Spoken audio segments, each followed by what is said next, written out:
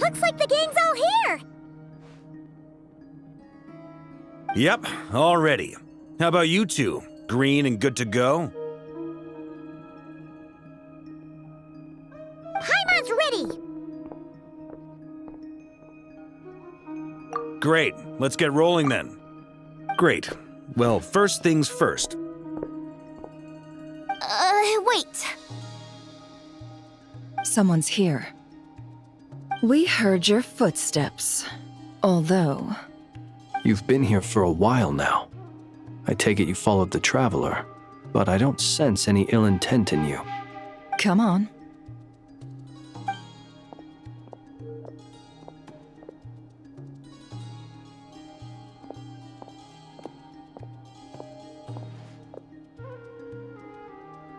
I figured it wouldn't take you long to notice me.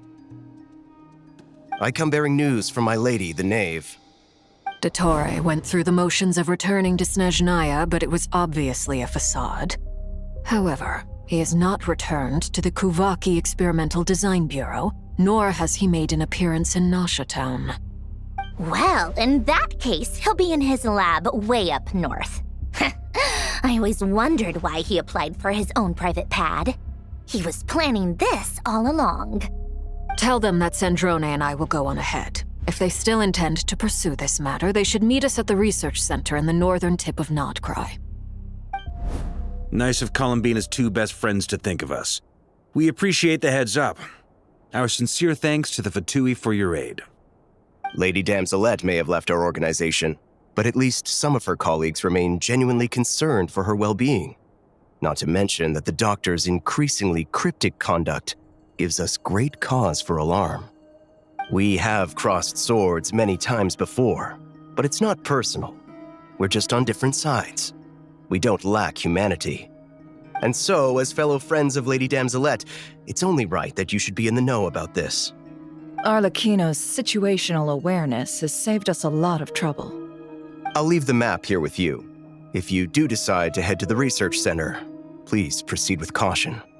And remember, at least while you're in Nodcry, Lady Arlecchino's subordinates are your comrades if you want them to be. This is very accommodating of you.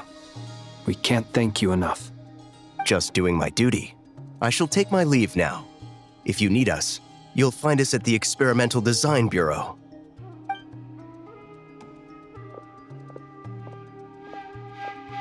So, the doctors left the Experimental Design Bureau and headed to some research center up north. Marionette seems to think he's been planning this for a long time. But when did it start? Before he even arrived in Nodcry? It seems his loyalty to the Tsaritsa is lip service at most.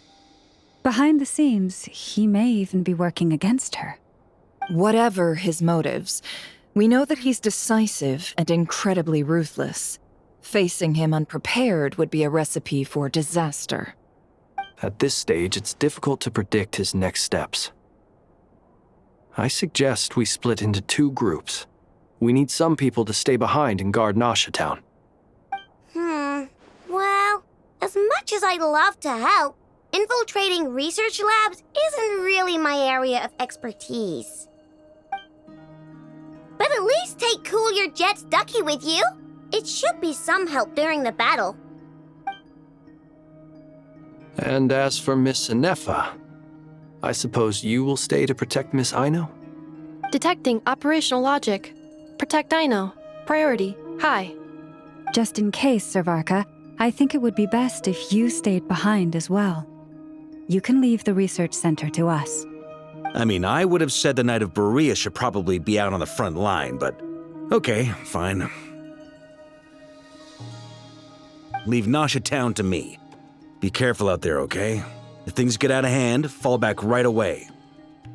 Yehoda will be on hand to assist you. In my absence, she can handle any intel gathering work. You got it, boss. You guys make sure to get back here in one piece, all right? We will. Things are moving fast. We'd better head off soon if we hope to keep pace.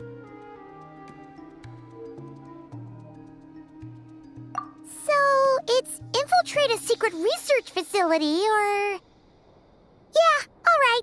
Paimon will help out here instead. Sounds like it's gonna be a pretty intense fight. We all have to bring our A game here. So, anything you need to wrap up before we leave?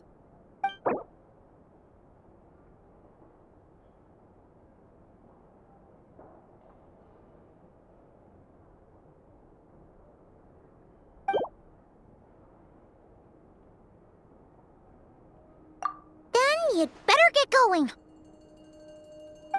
Very well.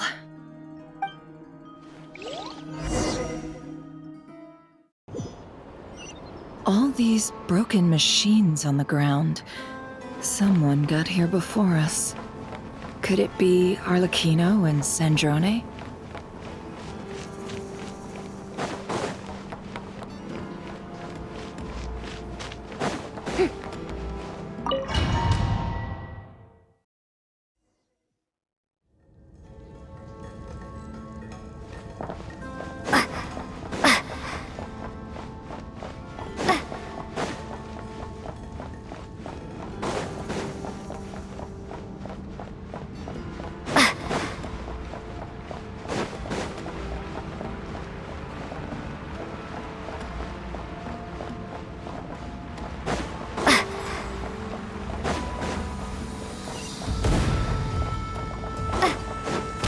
That's quite a welcome party.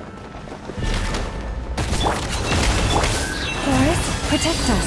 By the frost moon of all. Observe the night coming.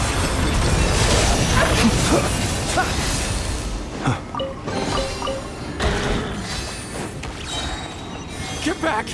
I said get back! Do you hear me?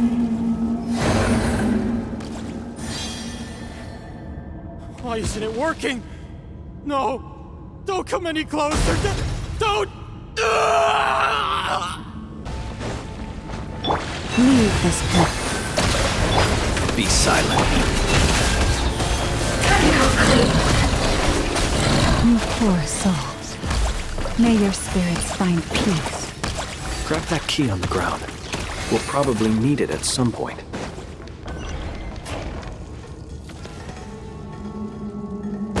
Watch out. There's no way through. Let's go around.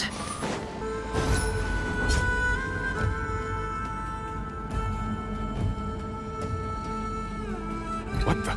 Trespassers? Here? What's wrong with you people? We're looking for the doctor, and we understand he might be here. I see you're fleeing the facility. You looking to settle a score with the doctor? Good luck with that. I don't think you have many chances left. Perhaps. But you might have a chance to live if you start talking. 2 other Harbingers had the same idea as you. They're already inside. But what good is it gonna do? The doctor wouldn't do something like this unprepared. Seems to me that you're not too thrilled about being his subordinate. Also, is it just me, or do I sense monsters nearby? If you'd prefer their company to ours, that can easily be arranged. We need to know what the doctor is up to. Please, if you know anything at all, tell me. This is about more than us versus the doctor. His actions could have consequences for all of Nodcry. And perhaps even your homeland, Snezhnaya.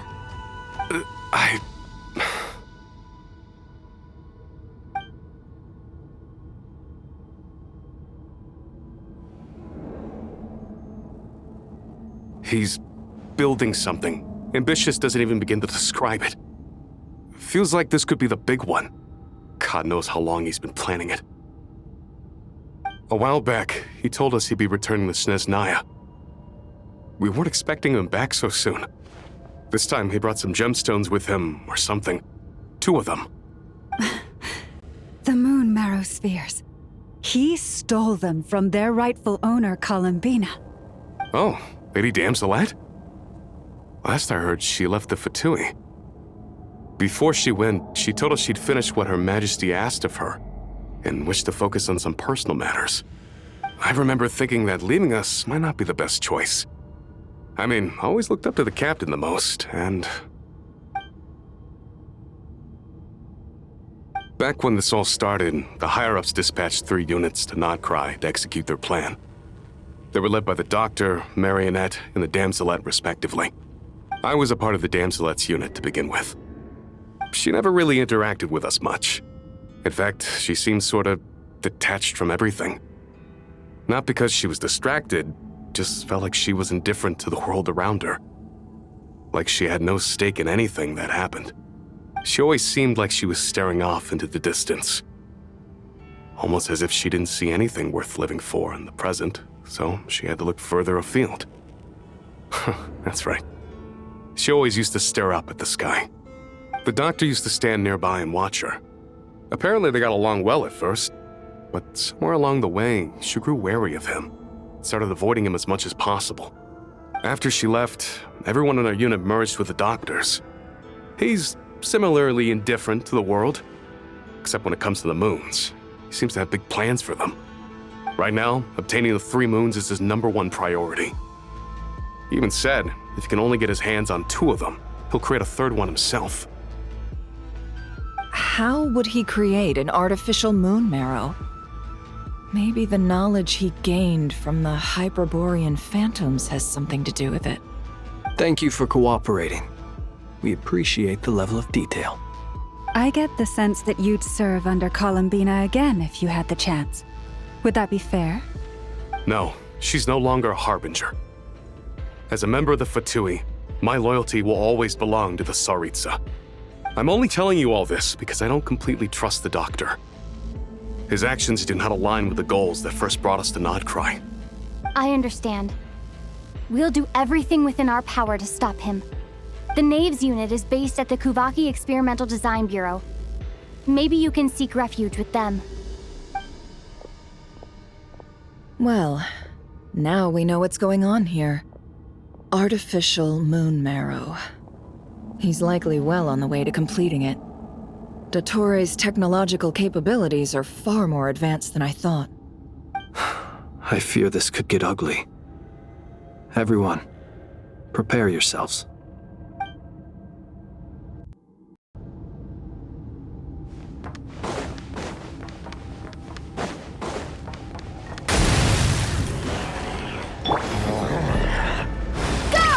Observe. Be silent. No more lies! It all adds up. It all falls into place. It all falls into place.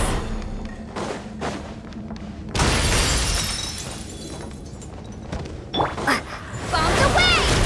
Water jet! You poor lost. Can't hide the truth. Seek within. The long sleep beckons.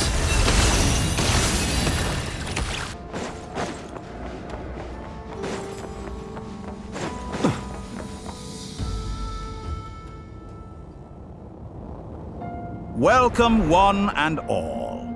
I've been expecting you. I hope my humble research facility is to your liking. Yeah, we really appreciated fighting our way in through a horde of monsters. The gall! You expect us to believe you've just been patiently waiting for us? Of course I have. Should I be worried about something? Everything seems to be going quite smoothly so far, and you've shown up right on schedule. First Sandrone and Arlecchino, now you. Ah, quite a surfeit of guests I've had today.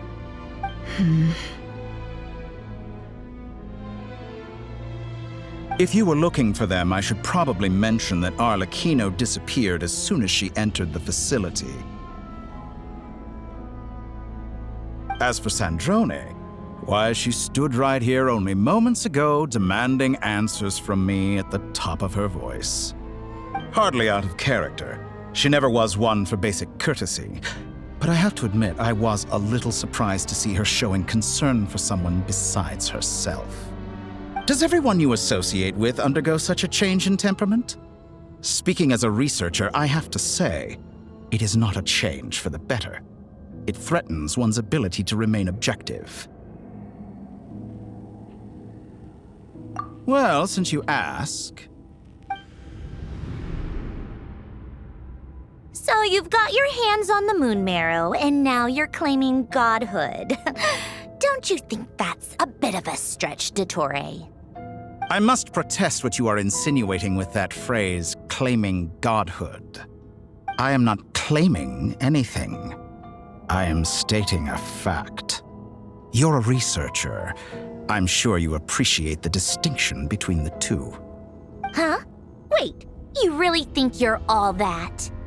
You'll excuse me if I'm not being a polite little lady for you. We're colleagues. We both know what kind of person you are. By the same token, I knew you'd respond along those lines. You and I both understand that facts speak louder than words. To that end, I've had my people send you a small gift. It should go some way toward helping you understand my present position. What gift?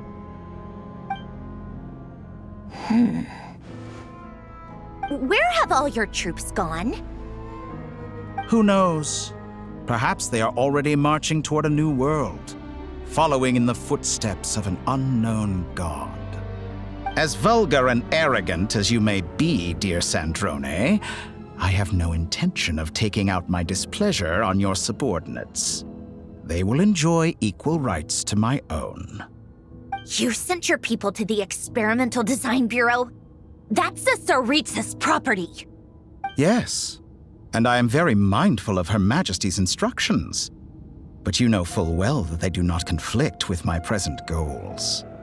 In which case, all I'm doing is conducting another one of my experiments. Is there a problem with that? Now then, you have a judgment call to make. Am I simply lying to stall you?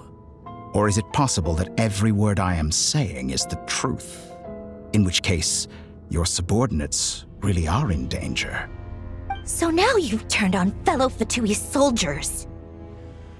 You're completely insane. I have set a new rule for myself. Each person gets one chance. Naturally, that includes you, Sandrone.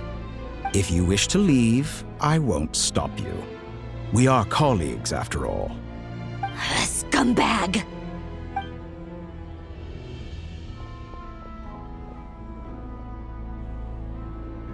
Still, I hadn't counted on Sandrone sparing any thought for the people of this world. Shame. I always found her self-centeredness to be one of her few better qualities. How can she ever hope to achieve greatness when she's so obsessed with protecting her little design bureau?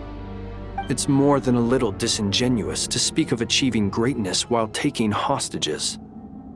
Or does honor no longer mean anything to you? Honor? I have the marrow of 2 moons in my possession and will soon complete the construction of a 3rd. I will be the god of a new world. And you speak to me of honor? How charmingly naive. Those are sacred relics. You do not deserve them. In my view, many in this world do not deserve to be alive. And yet, I mercifully permit them to go on living, do I not? You'll come to regret your actions. Will I now? Let's see if you can make me.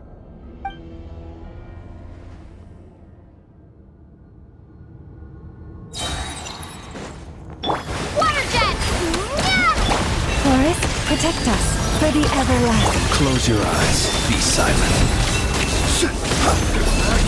It all adds up.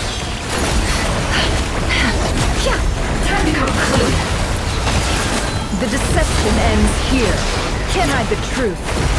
Your actions betray your fear of me. Observe. Be silent. Do you fear the dark?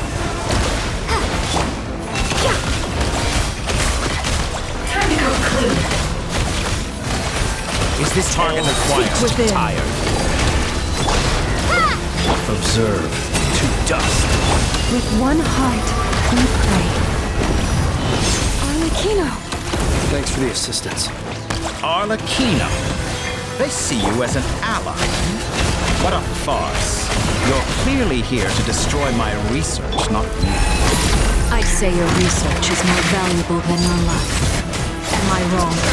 Like a reflection. Is that the best you can do? Close your eyes. Night fall. It all adds up. Your actions betray your fear of me. Is that the best you can do?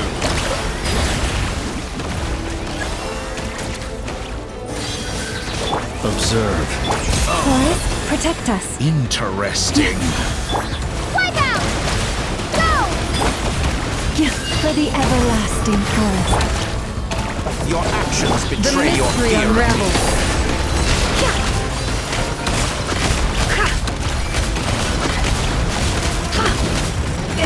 Target acquired. Overruled. I expected so much more from you.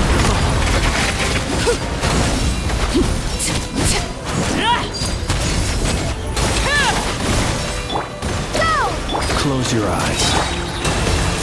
Can't hide the truth. Playtime's over. within. The real experiment begins now. With one heart, we pray. Beware the creatures of the Is night. that the best you can do? Get lost. Steady. Observe.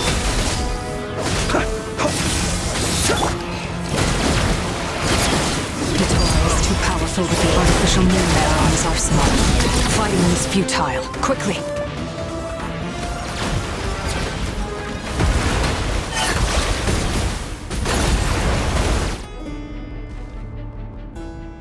Let's go. I've always thought it is wiser to flee than surrender.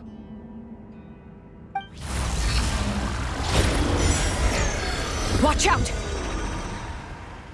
What the? Forget about me! You should... Where's the traveler?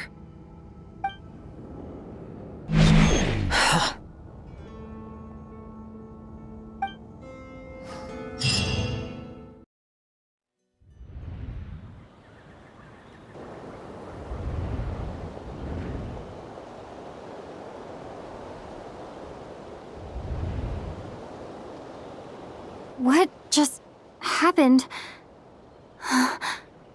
Nasha Town? How did I get here?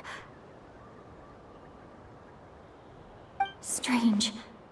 I remember being trapped by Dottore during the battle, and now, all of a sudden, I'm here.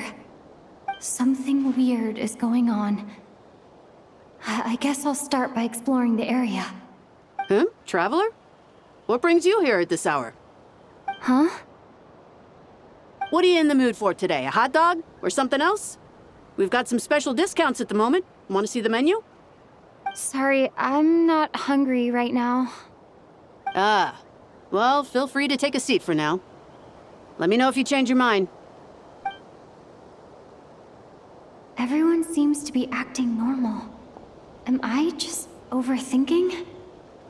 Oh, darling, look who it is. One of our regular customers. Get the traveler something to eat, would you, dear? Wait. Why is he talking like that? Well, I'd love to, but can't serve a customer unless they order something. Anyway, I take it your business is wrapped up? Yes, thankfully. It was a long trip, and it's left me feeling pretty exhausted. But the upshot is, I won't have to leave again for a good while. We can have some quality time to ourselves. Wait. These two are a couple? I see some kids around too. I didn't know they had a family. Hey there! I haven't seen you in ages! What's keeping you so busy? I've been looking forward to playing with you again. You forgot already? You're silly. Daddy brought you over to our house recently. We had some snacks together. What is she talking about? We've had a lot of customers over the last few days, so we've been real busy. And like my mom always says, some people are more than just customers. They're friends. Oh, another customer's arrived. I better go see what they want. This is all wrong. I never once heard the owner of this restaurant talk about their family. It certainly isn't a family-run business. And that child, I don't recognize her at all. Could this be a false memory? Very good. I knew you had it in you. Aren't you going to try the house special? When did he show up? No, none of this is real. You don't seem to like it here. That's fine. We can change venues.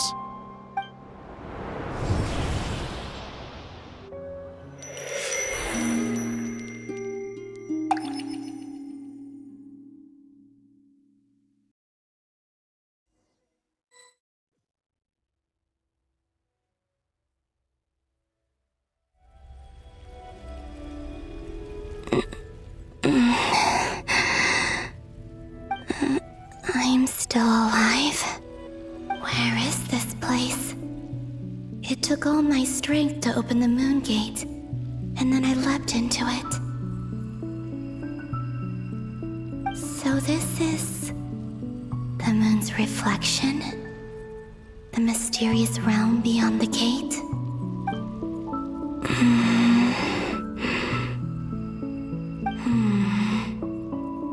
I can't sense anything. I guess I could try opening the gate once more.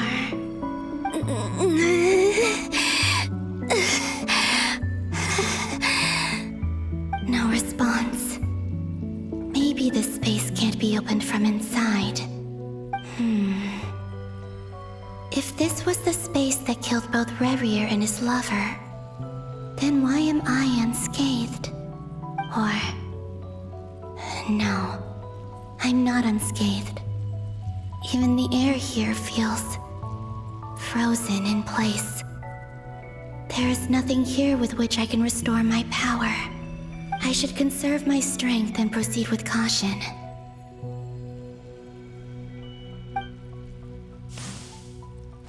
I don't believe Dotori's scheming will stop just because I escaped.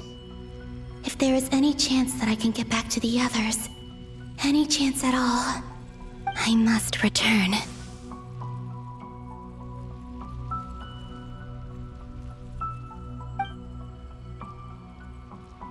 Emptiness, silence. What is this place? Or maybe the real question is, what is it for? What's this? Looks like it responds to my power.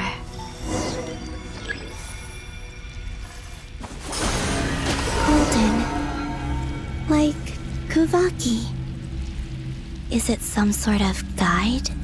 And why does it feel so familiar? I might as well follow it.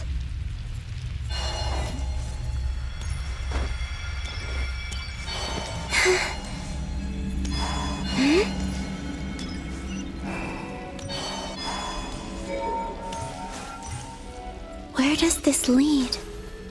Could it be the exit?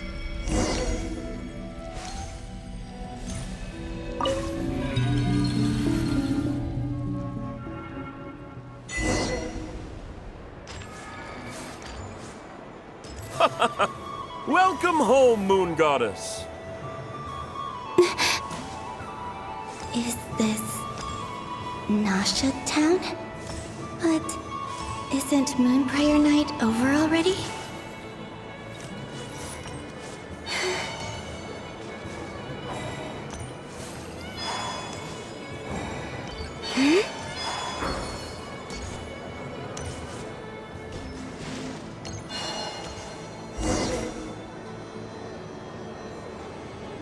Goodbye for now, Columbina. I hope you have a wonderful night. I will. Llama, everyone else, and me? Are these my memories?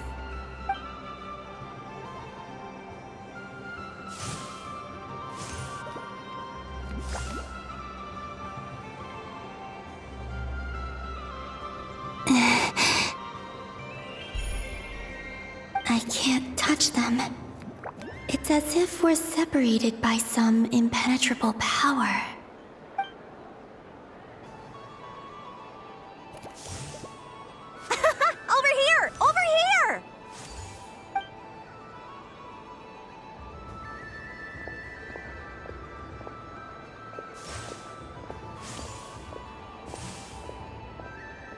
But the people in these memories pass right through me.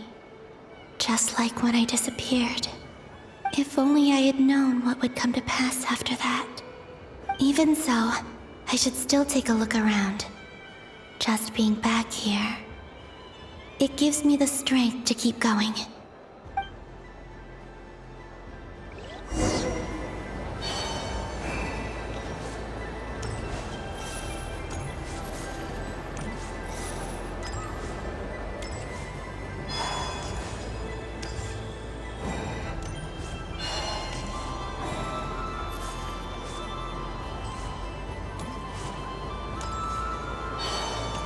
Welcome home, Moon Goddess. Oh, you're the genuine article. Alice was right. This Moon Prayer Night was worth watching after all. Oh, yes. That was the fortune-telling stall run by Barbeloth from the Hexen Circle.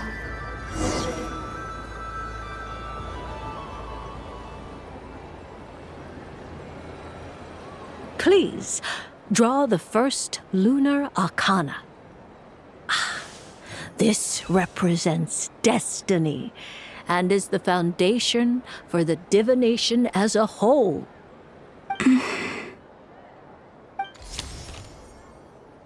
My destiny.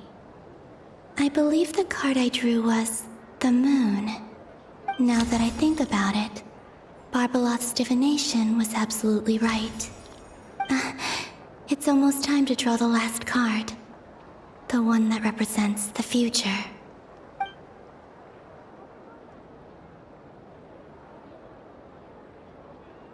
That was the card that popped out on its own. From here, I think.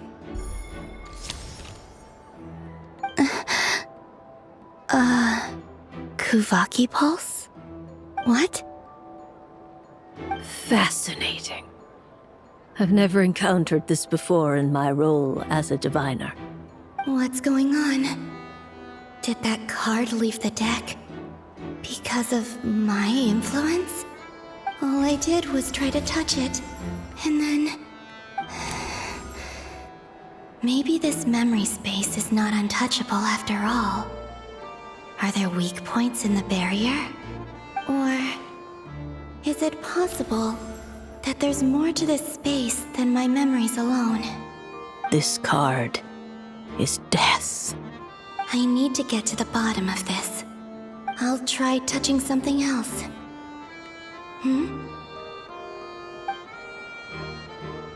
Is this... the wind? No, it's gravity. It's pulling me outwards. No, Traveler!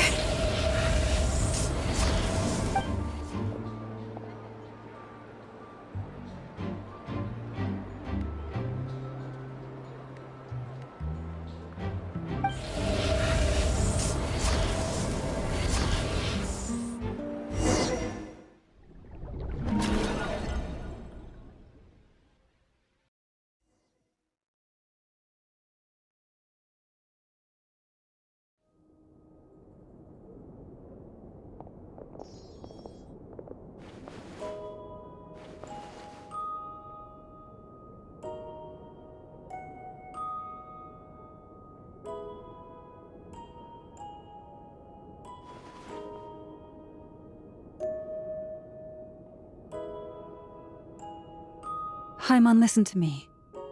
From the bottom of our hearts, we are so sorry. We completely understand how you must feel. The Traveler is trapped, and we all feel responsible for it. Don't say that! Haimon's not a little kid! You didn't leave her behind on purpose! There was nothing you could do! But... she's all alone in there! What if something happens to her? What are we gonna do then? We've barely spent any time apart since we met. Is she gonna die? We must find a way to rescue her.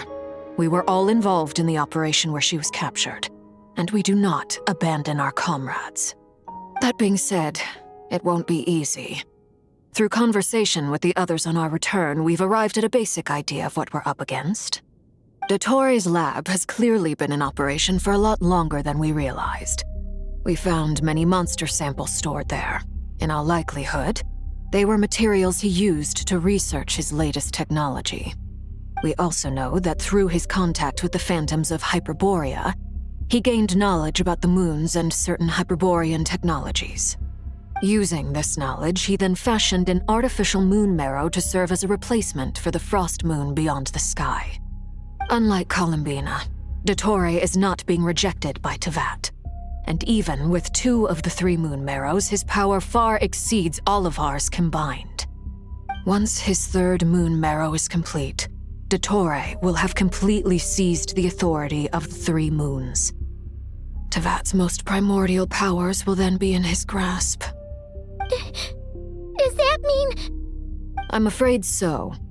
No one could have predicted this level of insanity, not even from Dottore. And unfortunately, his insanity is coupled with an intellect and ambition that not even his peers in the Fatui can match. This is dire. Sounds like the world is done for. The 3 moons' authority can influence the very fabric of time and space. I dare not imagine what a monster like him would do with that kind of power. The trouble's already begun, I'm afraid. On our way back, we discovered that part of Nodcry is being enveloped by an unknown energy. We cannot ascertain what is happening inside. I'm convinced this is Dottore's doing. Not that there's any way to prove it. The issue is, we have no idea what his intentions are. The only thing more frustrating than facing down evil is knowing that it will surely come, but not knowing when. The Doctor is guilty of numerous crimes in Mondstadt as well. One of our knights, well, former knights, his father was murdered by Dottore. His ideology and methodology are a danger to everything in his path, from individuals to entire nations. He does not feel guilt, even when he acts against his own people. He doesn't see them as his own people, that's why. People like him see everyone else as beneath them. Right. He views other people only in terms of how they can benefit him. That's the basis of all his social connections. Granted, he's hardly the only harbinger to pursue their own interests. We all do. And Her Majesty is gracious enough to permit it. Still, her mercy has its limits. Dottore's actions have gone beyond even what the Fatui could have imagined. Usurping divine authority to become a god. For a servant of the Tsaritsa, that goes beyond being disloyal. It's treason of the highest order. We can't expect him to heed the Tsaritsa's will once he gains the 3 moons' authority. Even we harbingers consider him the most self-interested among us. Poor Traveler. Of all the people to get caught by... We have to go save her! Right now! Please! We gotta find a way! Paimon, I promise you, we are with you all the way. I get how you feel. I do. But it's gonna take more than strong emotions to take down an enemy like Dottore. What we need now is more information. Right. We can't even guarantee he's still at his research center. Before we can think about mounting a rescue operation, we need to confirm the Traveler's location. I'll find a way. Paimon knows, but... She's so scared. If anything happens to the Traveler... She might be the strongest person Paimon knows, but she's still human. She feels pain and bleeds just like anyone else. Then think things through before you stick your neck out. Unless you want to lose your head. Sandrone. Miss Sandrone, you're okay? Put the stuff over there, and be gentle with it. Am I okay? As you can see, I've had to move my whole livelihood out of the Experimental Design Bureau. It's been swallowed up by Dottore's energy field. If I'd left it any longer, I probably would have gotten stuck there. Ugh, Dottore always goes a little loco when he finds a shiny new toy. Not that thought he'd ever admit that. But this time, he's gone full psycho.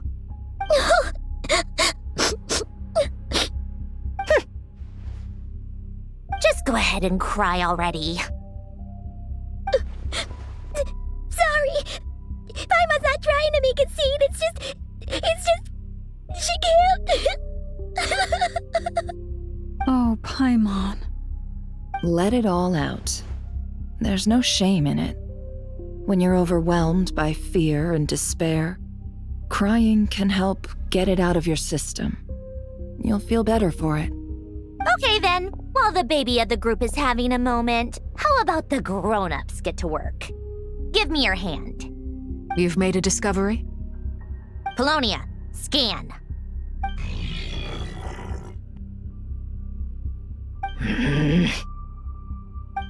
You, hand, now. Oh, I thought you'd never ask, my lady.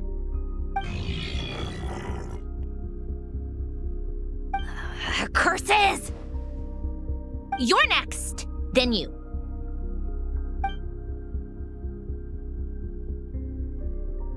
Dottore, you son of a... He's done something to us! Everyone who entered his research center has been implanted with some sort of curse. I don't feel anything unusual at the moment. Does that mean it hasn't activated yet? Is there a way to figure out its purpose and what might trigger it? My best guess is Dottore created it using the Moon Goddess's powers. 1 second, analyzing. Ugh! That friggin' maniac! So, what twisted game is he playing this time? The moment I analyzed the energy composition, some encrypted text appeared in my mind's eye. And when I deciphered it according to the Fatui standard encryption protocol, I got the following message. Feel free to run, or you will perish in nod cry. He's mocking us. Yup, he loves to toy with people. Only in this case, there might be more to it. But I didn't detect any murderous intent or malice either in the message or the curse's energy. As if this is him at his least malicious. Or perhaps all people are cowards in his eyes. Maybe he thinks the threat alone will be effective. What a despicable person. And he has the Traveler in his grasp. If I may, as unhinged as Dottore may be, he has always exercised great patience with the objects of his interest. I remember a comment he made when we first arrived in Nodcry. He said, "This world is, on the whole, an exceedingly dull place.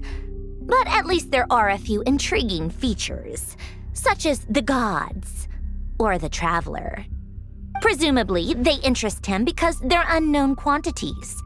He wants to understand as much as he can about them." Agreed. The Traveler is Tevat's fourth descender. All Harbingers are aware of this. Since Dottore took such pains to capture the Traveler, he is unlikely to kill her right away. Okay, but we still have to do that rescue operation.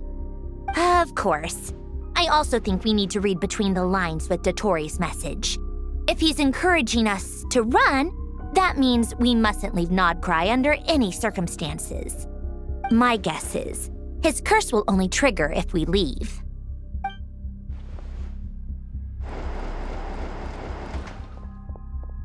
We've discovered multiple energy fields. Albedo is still attempting to analyze their structure. He told me to report back first. Each field is slowly growing, swallowing up more of the surrounding area in the process. And the pace of their expansion has increased since we first examined them. He's probably trying to swallow Nodcry whole. His nefarious ambition knows no bounds. If this continues, the whole of Tevat will be in trouble, not just Nodcry. The loss of Columbina could not have come at a worse time. Do we think she's truly gone for good? She entered the space beyond the Moon Gate, knowing what became of Rerir and Thelindis. I'm sorry, but I fear the odds aren't good. Don't be ridiculous. If if I know her, she's busy finding a way back as we speak just so she can annoy me. She isn't dead. Whatever has become of her, the fact remains that we are two comrades short on the eve of a decisive battle. We need to find out the Traveler's location. But there is also other work to be done. Agreed. Whatever Dottore is planning, we have to get the local populace somewhere safe. So, as well as a rescue mission, we have to organize a mass evacuation at the same time. It would be best if someone could approach leaders of neighboring nations and negotiate emergency asylum for Nodkrai's inhabitants.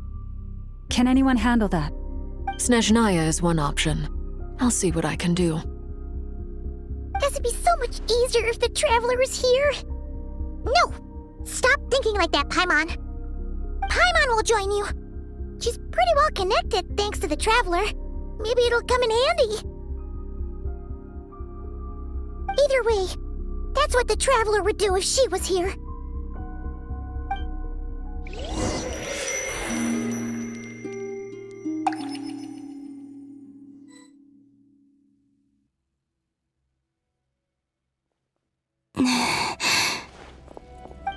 Back here again. That gravitational force that pulled me back. Is this where it came from? When I saw that memory of Moon Prayer Night, I think I influenced reality. Was it just a coincidence? Or if only I could have sent the others some kind of warning on Moon Prayer Night. Maybe we could have stopped Dottore. I feel so heavy. Does entering that space consume a lot of energy? Well, even so, I have to keep moving forward. Back to emptiness and silence again. I should try and find my way back inside that memory.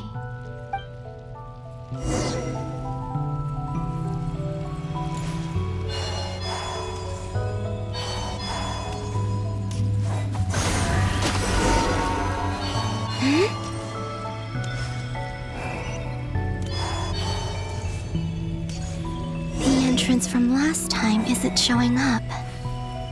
What am I missing? Looks like I need to gather these scattered fragments.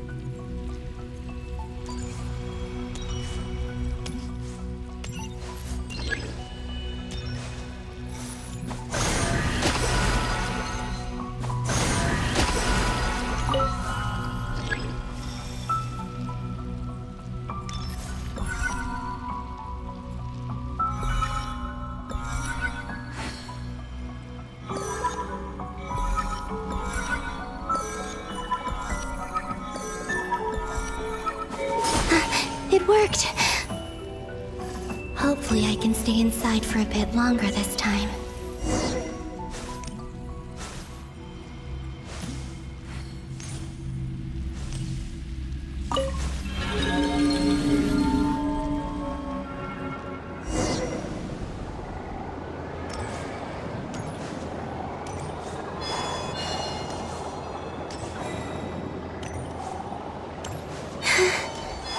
Astra Abysosk. Welcome to the Adventurers Guild.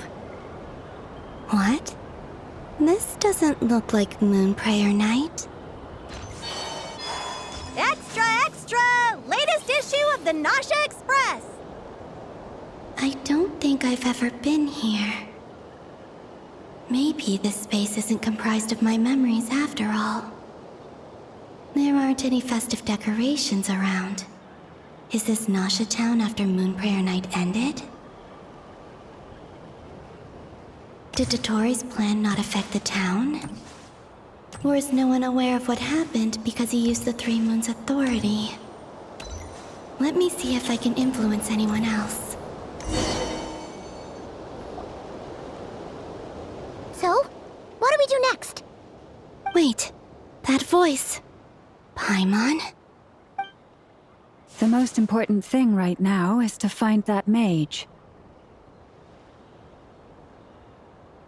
Lauma, the Traveler, and Mr. Varga are here too. I'd better go pay the Fatui a visit. Traveler!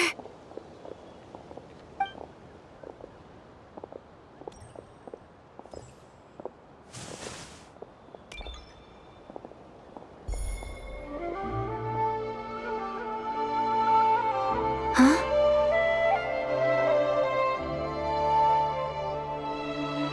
Columbina? I made contact. It's me, Columbina. Huh?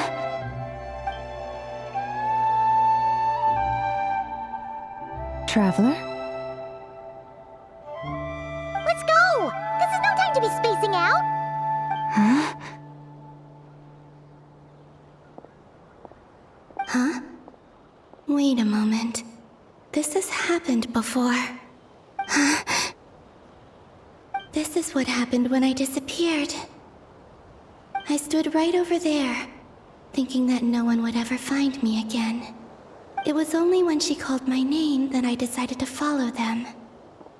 But did she turn around because she sensed my touch just now? Is it really possible that from in here, I can change the past? If I keep following them, maybe... Huh? It's that gravity again.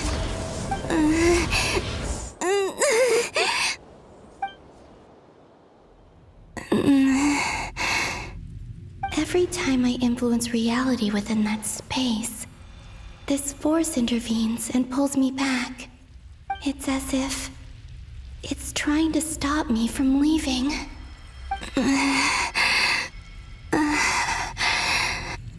I'm getting weaker and weaker.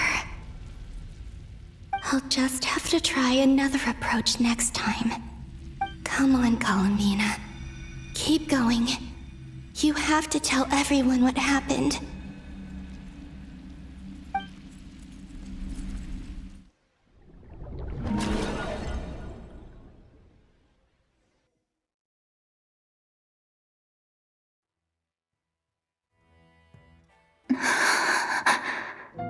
Suddenly, I've been plunged into darkness, alone. It feels strange, as if something has grabbed hold of me. Is Dottore now powerful enough to interfere with space itself? Look at you, standing so still in total silence. I almost didn't recognize you. Hello there, traveler. He seems to be in a good mood. Wait, what's that behind him? Ah, so you noticed. This is the completed Trilune. 2 primordial moon marrows and 1 artificial specimen. You are wary of it. Good. Maintain that reverence. You performed well in that recent battle. Brave and reckless as always. Courage is the sign of a true hero, and impulsiveness is the hallmark of those who strive to advance. I say this not to belittle you. Most creatures are far more timid by comparison. 3 moon marrows. Does that mean the artificial one is now complete too? Well spotted. What do you think? For a replica I built myself, I dare say it looks the part. Dottore, are you planting illusions in my mind? I have no interest in fooling your eyes. On the contrary, I hope to show you the true essence of all that you see before you. Is this not a beautiful city? People live in peace and find joy in their work. The streets are safe. People can even leave their doors unlocked at night. You might say it is the Elysium everyone dreams of. All available data indicates your values and worldview conform with the mainstream. This kind of society should be quite to your taste. False beauty is deceitful. Lies are to no one's taste. I wonder, is it your moral standards that are too high? Or your expectations of reality? Answer me this. If someone existed in a sweet dream from the moment they were born, a dream in which they never once felt pain. Which do you think they would consider superior? The dream or the reality? That's pure sophistry. It has nothing to do with your actions. As I suspected. You have yet to understand all of this for what it really is. What do you want from me? You sound impatient. Do you think the only reason I'm keeping you is because I want something from you? If it's not, then why haven't you killed me yet? No one can stop you if you're as powerful as a god. I'm delighted you recognize that fact. I believe we last squared off in Sumeru. Ah, the memories. How time flies. You and I have both grown. I'm not surprised that Arlecchino and Sandrone worked with you. You've always a way of slowly but surely ingratiating yourself with all levels of society. People laud you as a hero, but I suspect there's more to it than that. Oh, but to be clear, I don't say that to flatter you. Do you always give your opponent an appraisal before you deal the final blow? Call it a long-time habit. I'm a researcher, and one of my duties is to give an objective assessment of my subjects. But you misunderstand. We are not opponents. Not at this moment. I just want to talk. Think back to Tartaglia, Arlecchino, Capitano, Colombina, and now even Sandrone.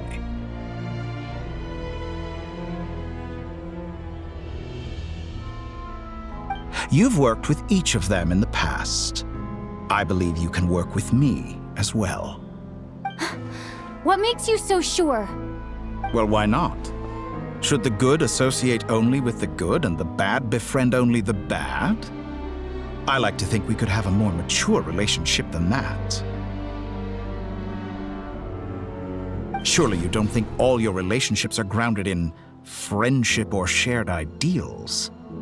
People come together because it benefits them to do so. If you think of the people you admire, you must surely admit that they have provided some benefit to you. Morality, ambition, dreams. People have plenty of words to embellish the nature of their relationships. But once you break free from those ethical frameworks, you will see that the only thing connecting the two of you is mutual benefit. And that is what I'd like to talk to you about. We're finally getting into it. He's probably been planning to kidnap me for a long time now. But for what exactly?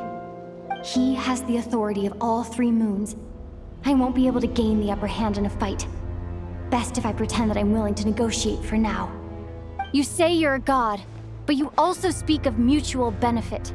What could a god want that the 3 moons cannot provide? Excellent question. But before I answer, I would ask you the same thing. Gaining Colombina's allegiance was a rare and extraordinary feat. But the Moon Marrows are now in my hands, and I have the edge over her. For this artificial moon is not being rejected by Tevat. Her identity and lineage may have been a thing of glory in the old world, but they were also shackles that prevented her from ever integrating into Tevat. I, on the other hand, you may view me as a thief, but I have overcome that limitation. So what is it that the 3 moons cannot grant you? What stops you from negotiating with me to get what you want? I don't make deals with lying psychopaths. That's quite an accusation. Are you expecting me to get angry with you? Well, this is one aspect in which my personal growth has served me well. In the past, my less mature self might have been disappointed, perhaps even angry, over a small setback like this.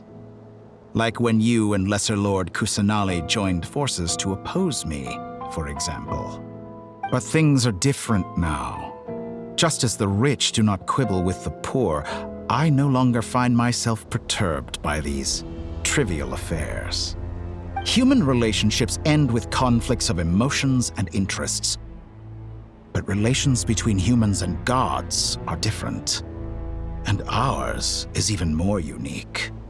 I have ascended to the highest heights and laid claim to unprecedented horizons. And you were no ordinary person to begin with.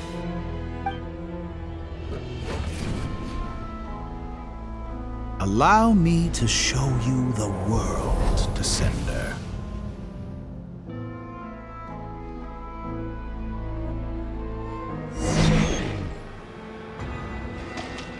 To stand, walk, jump, sit, and lie down. These are the most common of behaviors.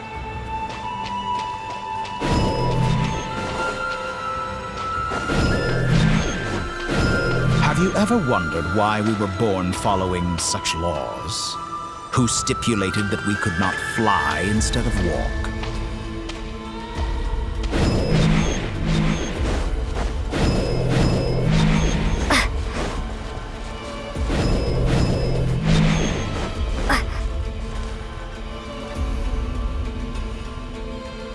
Someone of your talent and experience must surely know of the 4 great rulers who serve the heavenly principles. They govern life, death, time, and space. One wounded by a blade will die from blood loss or infection, and one who falls into a lake will drown in agony. The elderly wallow in solitude, and the solitary age faster. Eventually, new life is born, only to embark on the same path of suffering. These 4 divisions anchor the world and shackle those who live in it. But they themselves transcend its boundaries, squandering the power bestowed by the heavens. All who live yearn for equality, but unless the gods prostrate themselves and profess that they are mere servants of the living, equality can never exist. Who makes the rules we must live by? Who has the right to restrict us? The limits of the body can be rejected.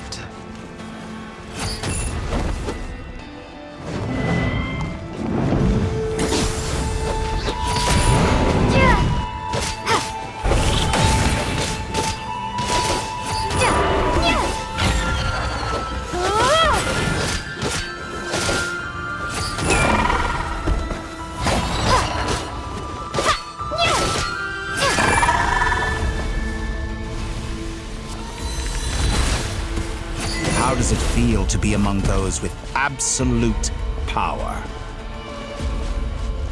You cannot conceive the extent to which your flesh hinders your mind and spirit.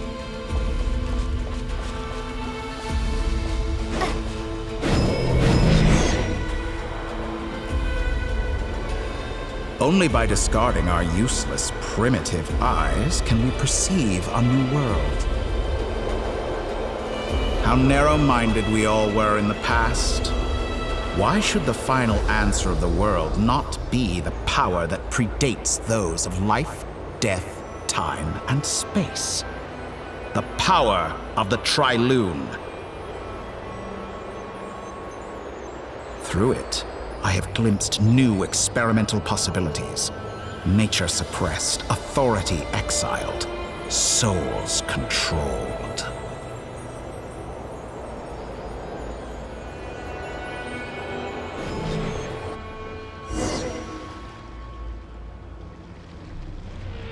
You know, I heard recently that a group of critics reviewed countless stories and drew an interesting conclusion. They found that it is more often than not the villains who strive tirelessly to push the boundaries of progress. In fact, long before this, someone voiced a similar idea in an academia editorial. I felt a great affinity with this perspective. I have never been afraid to step up and play the role of the villain. Fanatics are trampled down for their transgressions, and those who transcend are rebuked for their audacity. And so, the majority of creatures are too timid to follow my lead. But all sacrifices made during my experiments have been worthwhile, as you can now see. I can offer you something new, something unique, precisely because I am a villain. Think about it. We are eternally bound through mutual interest.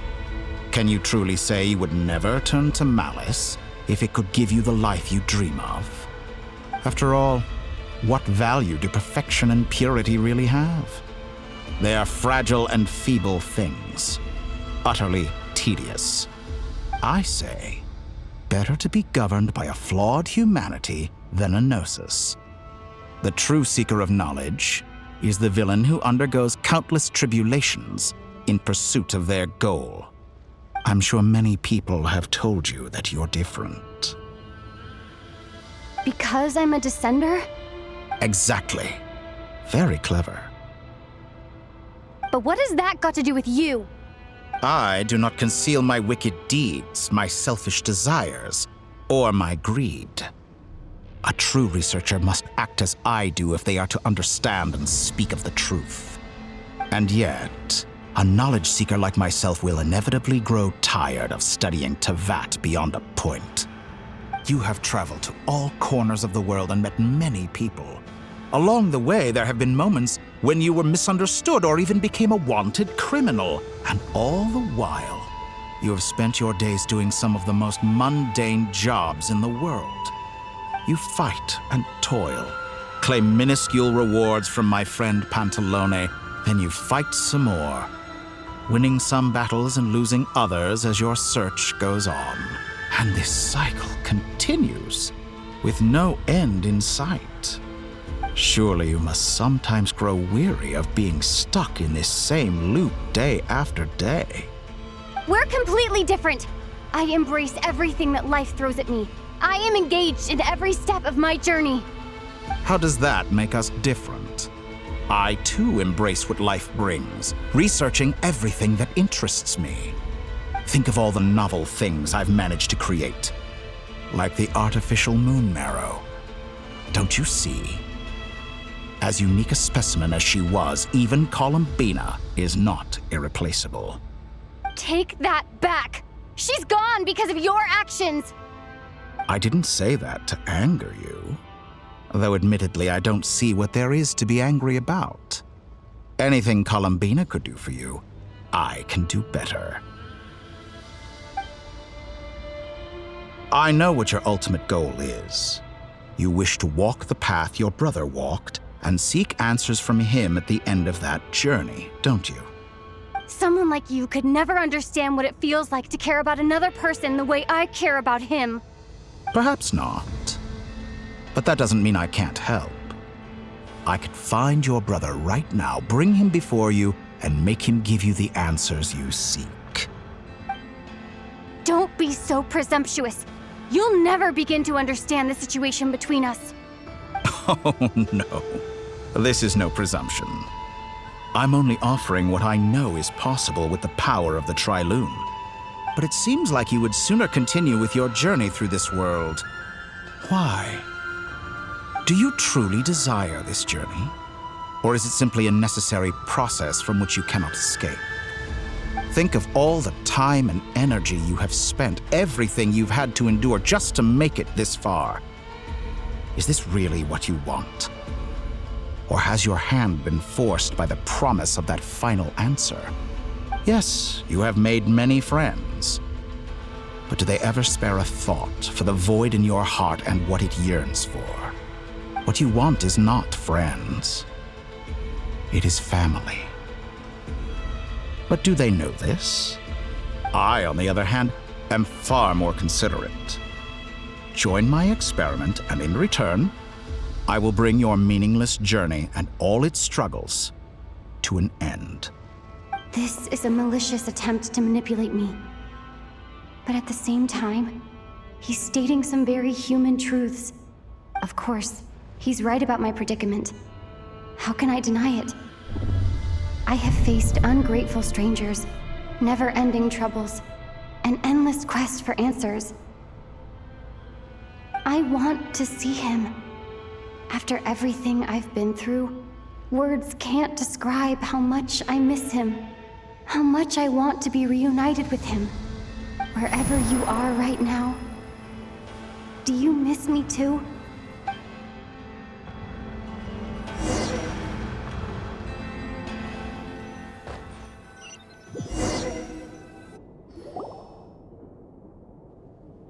All right, everyone.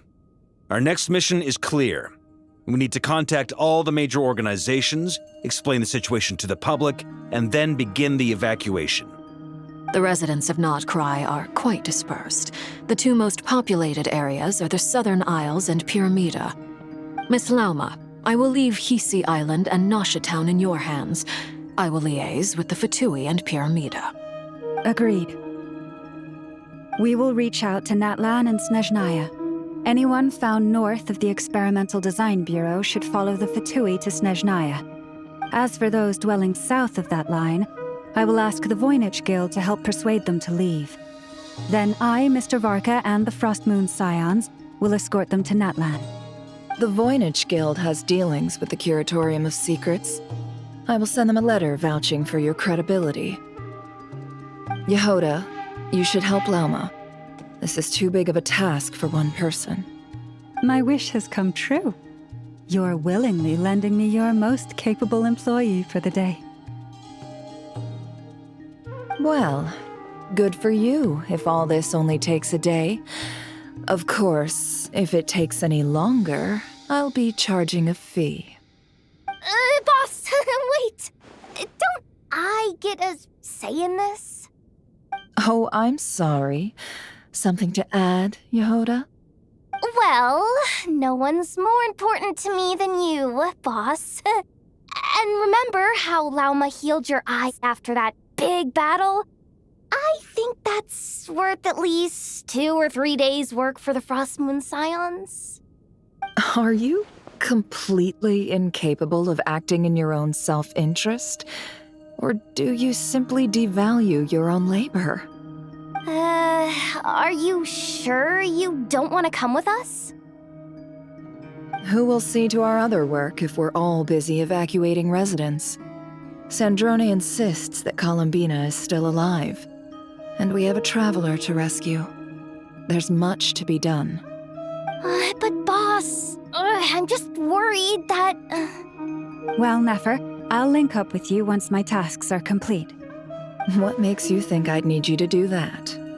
I'll need it. And considering the way you approach certain matters, I think you'll be better off with me present. That's quite enough. Just focus on your work first. I bet we're in for an uphill battle here. But we can help out too. Inefa and I are gonna help Nasha Town's residents carry their stuff. Loading schedule. Store essential local research data and technology samples, then escort the people to Natlan. Understood. I will execute this to the best of my abilities. Great stuff. Thank you, ladies. I've contacted the Lightkeepers. A colleague of mine will join us shortly. I will persuade them to conduct a thorough search of the region to ensure that no civilians get left behind. As for me, I guess I'll be making an early return to Sumeru. I think it's important that someone informs the Dendro Archon of what's going on in Notcry. Roger that. Someone should inform Mondstadt, too. Mr. Duran, can I trust you to handle that? I think you fly faster than any of us can run. As an added incentive, get there fast enough and I'll see about getting your gliding exam waived. Really? Ha! Mission accepted, sir. I intend to stay behind and help Miss Sandrone with her research. She has some alchemy-related questions that she'd like me to explore. She recognizes your expertise, then. I wish you a fruitful collaboration. Thank you. In truth, I was surprised to hear her express an interest in subject matter outside of machines. I believe she has been investigating some Fontanian technology recently. She made a point of bringing the relevant materials with her when she left the Experimental Design Bureau. She's sorting through everything in her room as we speak. I should mention that we have one other friend who isn't present. He hasn't made his position in all of this clear. But if we know anything about him, he's likely investigating on his own. Paimon's been very quiet today. But I know how close she and the Traveler are with the Natlanese.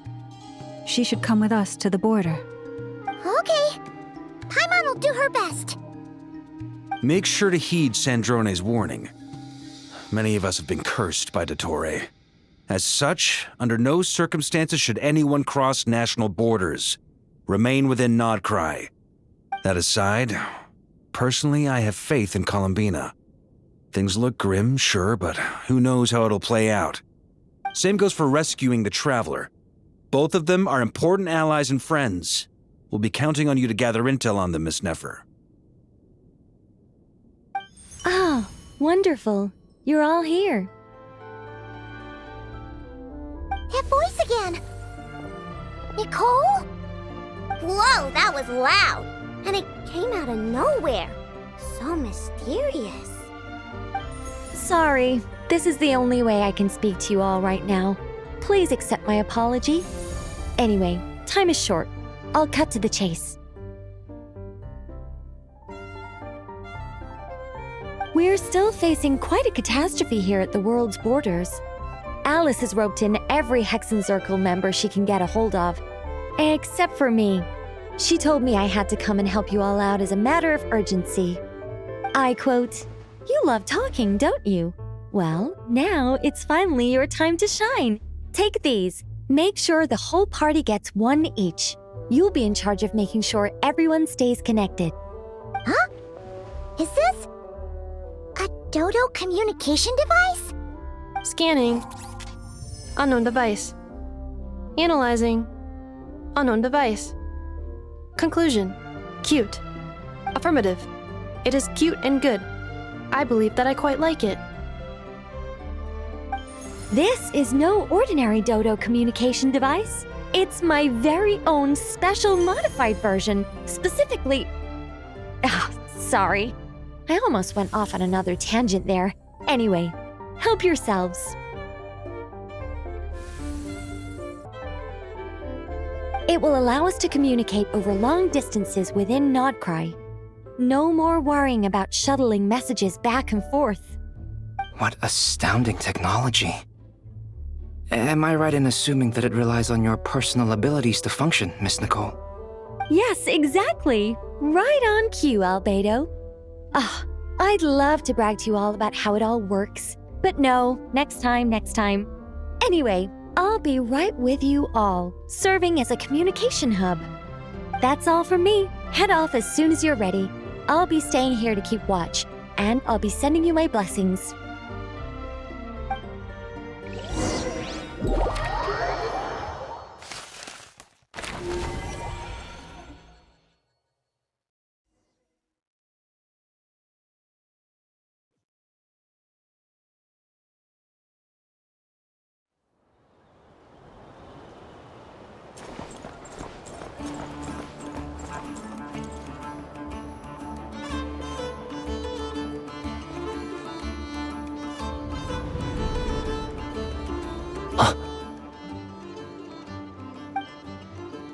Sir Flint. Perfect timing. I just arrived myself. You are most considerate, Master Ilua. But in fact, I know you have been sitting here for quite some time. If you saw me, why didn't you say something? I was curious to see how long you could sit still for. Also, shouldn't you have managed to sense me approaching? That would be a first. You always seem to appear out of thin air without making a peep. Also, how many times do I have to tell you not to address me as master? I don't qualify. I beg to differ. Why should a young man so well versed in social graces as yourself not be worthy of that title? Please, Lord Flint's... Sir Flint's. I'm begging you, don't flatter me into complacency like you do with everyone else. You understand me better than most. My newest acquaintances tell me I love complimenting others. What do you think? I think they don't understand why you do it. You just love puffing people up till they're a big, happy ball of hot air that floats away into the sky. In all sincerity, I can only hope that they bring good tidings when they come back down to Earth. Is the situation that bad? We just held a strategy meeting. Let me fill you in.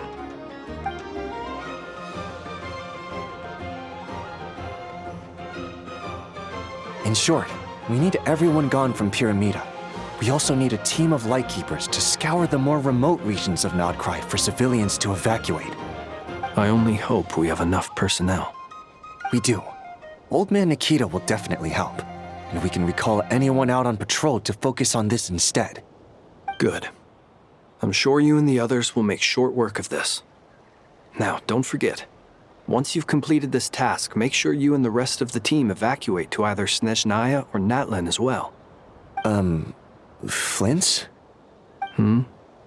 If you've got something to say, Master Ilua, why not guess what I'm thinking right now? You mentioned that you have something else to deal with later. How difficult is it going to be? I doubt it will be easy. I know you're a Lightkeeper, and it's your duty to protect others in times of crisis. But I have a feeling that you'll be walking into grave danger.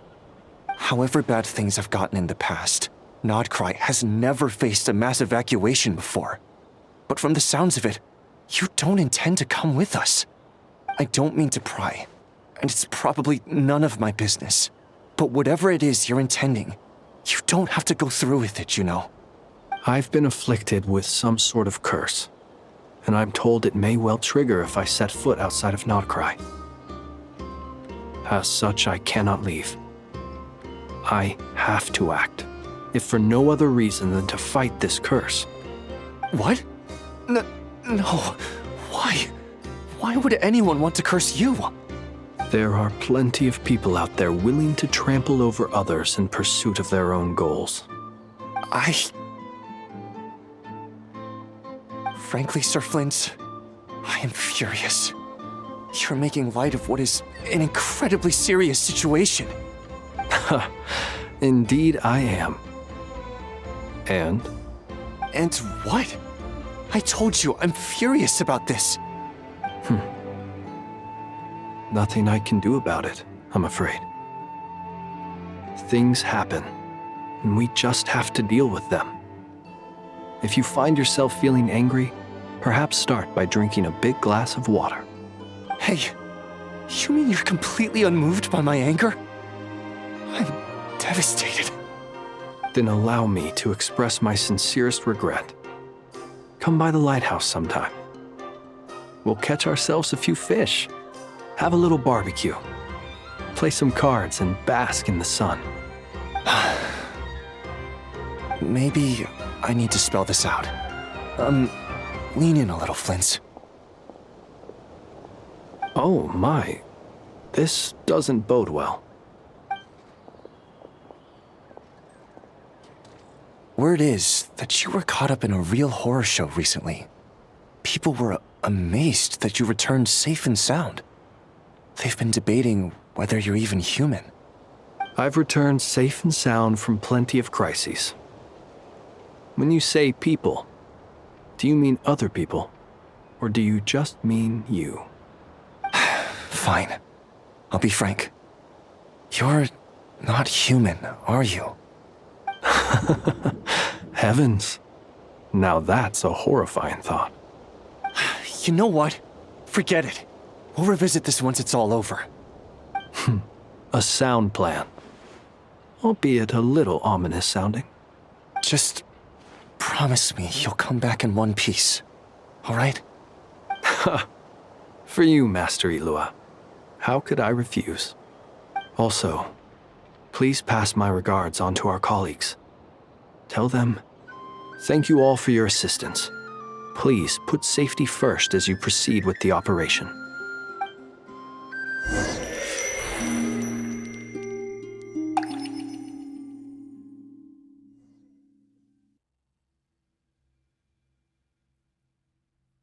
I have to keep searching for a path toward reality.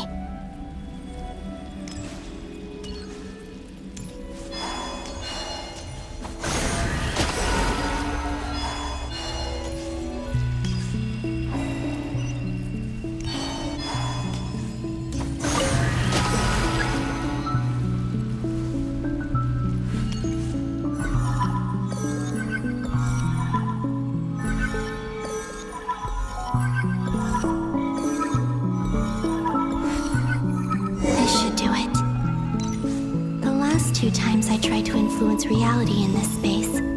It consumed a lot of Kuvaki. I'll try and be more careful this time.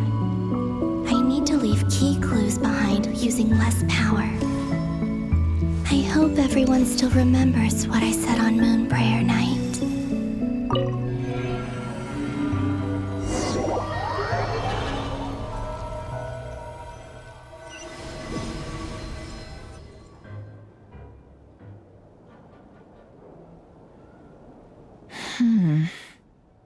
Nothing here either.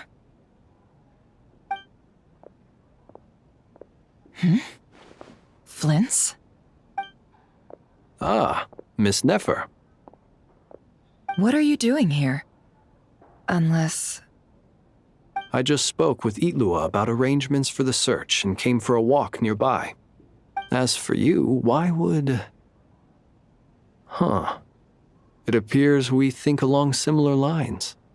And neither of us likes to accept things at face value. As well as figuring out how to gather intel on the Traveler, I wanted to confirm some of my own suspicions. Also, we'll need to bring a lot of force to bear against Ettore, even if we're only looking to rescue the Traveler. We can't leave anything to chance. You don't think Columbina perished either, do you? I'm merely considering the possibility that she survived, just as you are. How much can we really know about a deity like her anyway? Do you remember what she said on Moon Prayer Night? About using moonlight to send messages to us? Of course. I think that's why we're both here. Where have you checked so far? I've been focusing on the outdoors. Anywhere the moonlight shines. I checked most of Nasha Town, but didn't find anything. I checked the Curatorium of Secrets, and a few rooms where I thought I might find some leads. But no luck here either. The only places I haven't looked yet are the rooms in the flagship. But process of elimination isn't the only thing that brought me here. Oh, really? What's your other reason? After all that build-up, our mystery ally never showed up even once!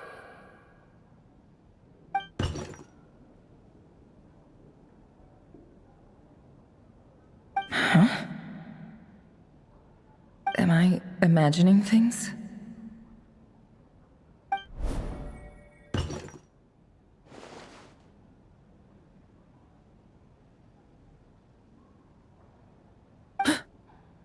Come on, let's see what's going on. Oh no. I knocked over a vase as soon as I came in. It must have been caused by a Kuvaki fluctuation when I entered the space. Although, it seems like I'm not about to be pulled away this time. It looks like as long as I'm careful with my actions, it doesn't count as influencing reality. Anyway, is this the flagship? The Traveler mentioned that's where she was staying. I only went into the lobby last time, so I've never actually been here before. How does this space work? If nothing else, I can now be sure that it is not simply memory. She mentioned where her room was. I think it's this one.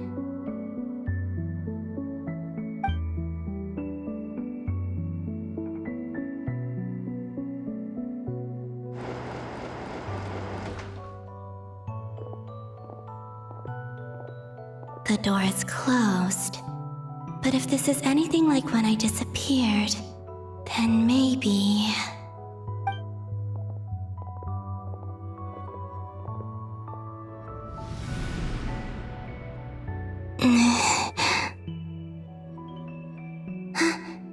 I'm in.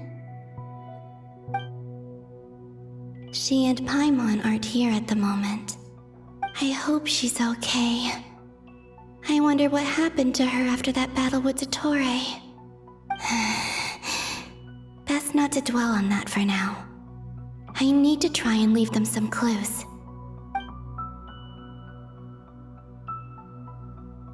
Please, Traveler. I really hope you find this.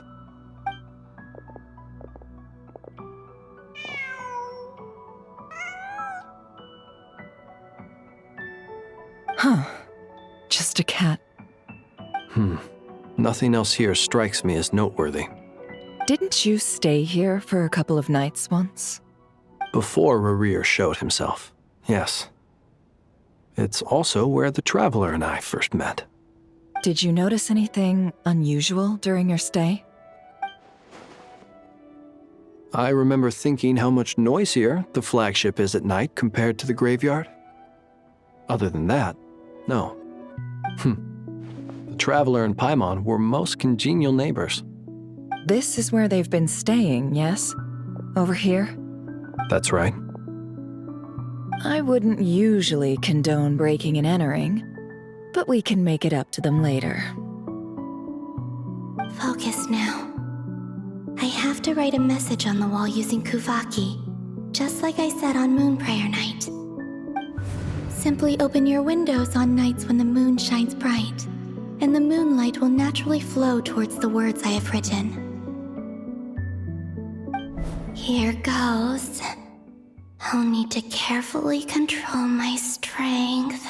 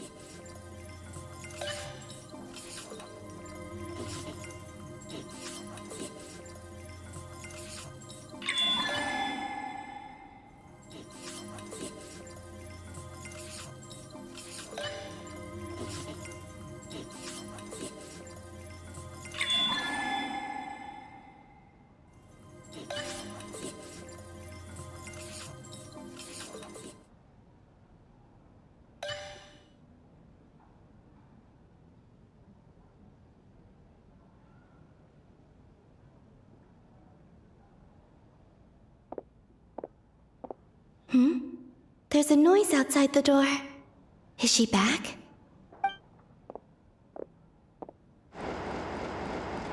Please, you have to see these words.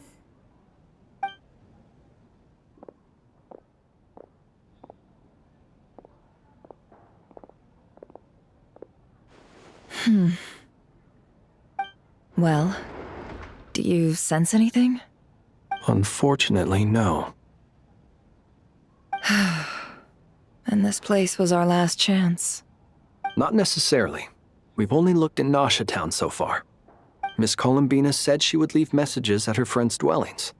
It's still worth checking where Miss Lauma lives and where I live. Let's try and make some time to look into those then. Wait.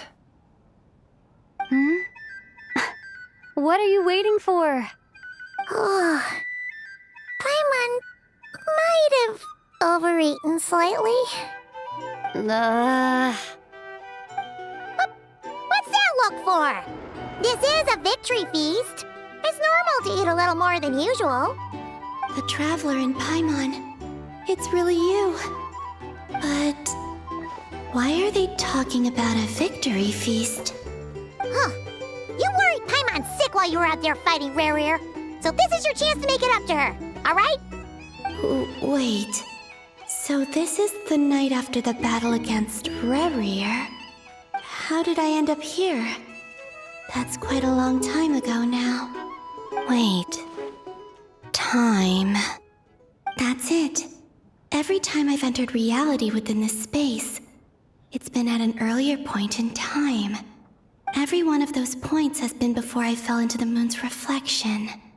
And everything I've done to affect reality really did happen in the past. Does this mean that within the moon's reflection, time flows backwards? Starting from the moment I fell in? Not long till Moon Prayer Night now. It's gonna be even livelier than tonight. Although, it's gonna be sad saying goodbye to the damselette. She seems like a really nice person. Paimon. No, I can't. Even if I make contact, they probably won't understand what's going on. And in any case, I'll likely get pulled away again if I do. Instead, I have to find a way to get them to notice what I've written using the moonlight. Wait, even I hadn't thought of doing that before Moon Prayer Night. They'd never conceive of that possibility. Is there truly no other way? Don't lose heart. We'll find a way somehow. Huh? Oh, you say that, but the Frost Moon is beyond the fall sky. If we wanted to go visit her, how would we make it through to the other side? We might not have all the answers now, but I'm sure we'll find a way one day. Huh. Guess someone's gotta be the optimist. The present. The future. That's right. There are still things I can do. What's your plan? Flint's, when you were staying next door, did you ever open the window? No. The rooms here are dark and damp, and there's such a buildup of dust on the windows that the moonlight can't even get in. I didn't think it was worth the trouble. The moonlight? Ah, I think I see where you're going. One moment. I'll see if the owner is available. Don't bother. Time is of the essence.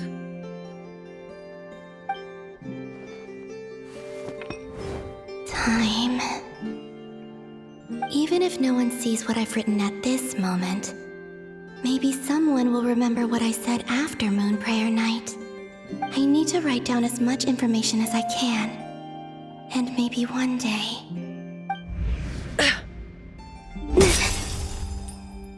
Huh? What's up with you? You can't even hold your cup steady. Are you getting tired? A little. Well, you should probably hit the hay then. You've had a really tough couple of days for you.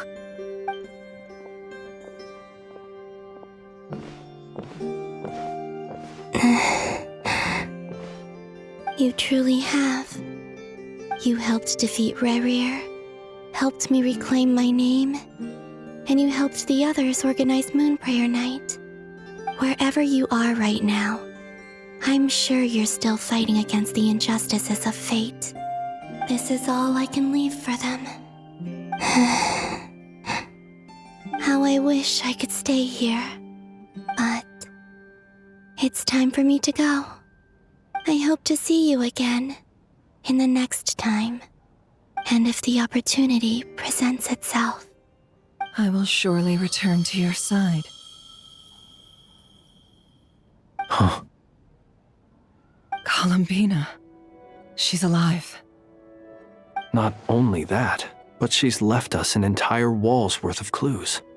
She even wrote down what would happen on Moon Prayer Night. It's just a shame we found it too late. I am here. Time in this place flows backwards. I am constantly moving forward. It sounds like she's found a way to influence the past using Kuvaki. But her future is our past. So, these words have been here ever since we defeated the Ray Hero Solnari. We just never discovered them. Which came first, the chicken or the egg? Do you ever mull over questions like that? Only when I'm in a good mood, and at leisure. Well, I never do. Everything that has happened already belongs to the realm of fact. As a business person, and especially an intel broker, what I do is extrapolate from those facts to try and read the future. An admirable philosophy. It's a means of survival. Let's go. We have a wall's worth of clues to share with the others.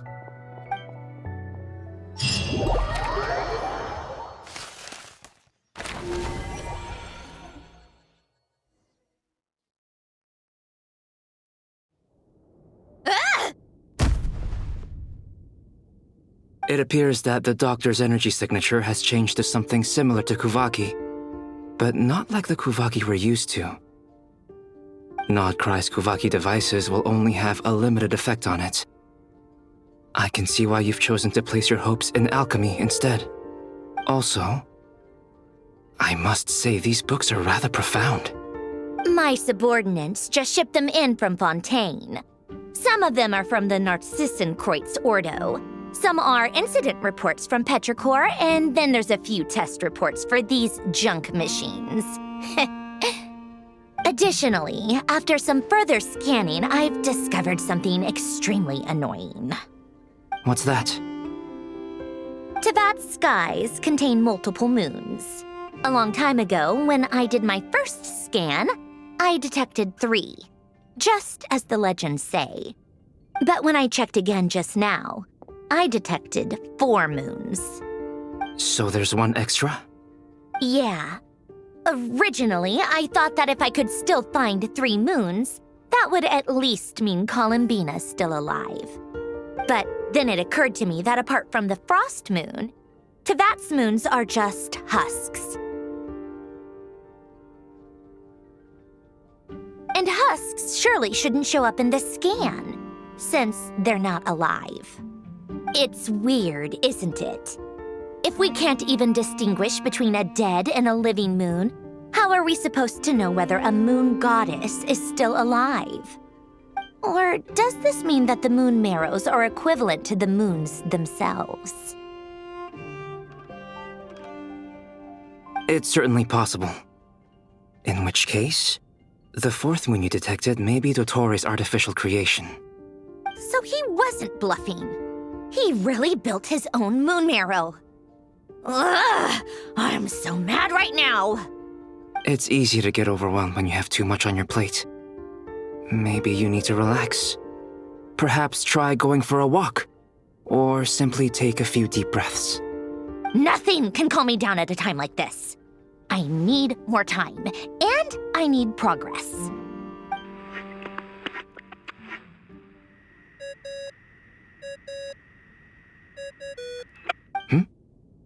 It's Mr. Flynn's. I really hate that ringing tone. Ugh. First the 4 orthants of the Narcissenkreuz, then moon marrows. Now what? Oh, sorry if we're disturbing you. Might I ask what's troubling you? What do you want? We're busy. Are you still at the Curatorium of Secrets? Yeah. Look, everyone else is still out, so there's no hurry. Plus, I'm busy, so I would appreciate if you gave me some space. Even though we have crucial intel to share? Fine. I'm listening. Do you intend to share it via the Dodo communication device? Ordinarily, I would, but this is a unique situation.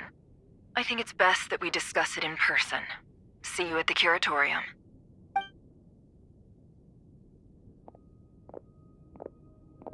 All right, then. So, what's the situation? The rest of the team is still out working on their missions and evacuations, but we've decided to fill you in on the most crucial information first. Sandrone, you were right. Columbina is most likely still alive.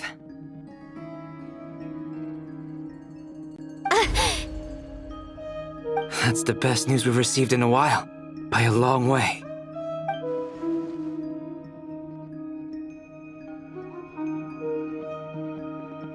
Random locations. Appearing in reverse order? Are you serious? So not dying isn't enough for the moon goddess, huh? She has to show off too.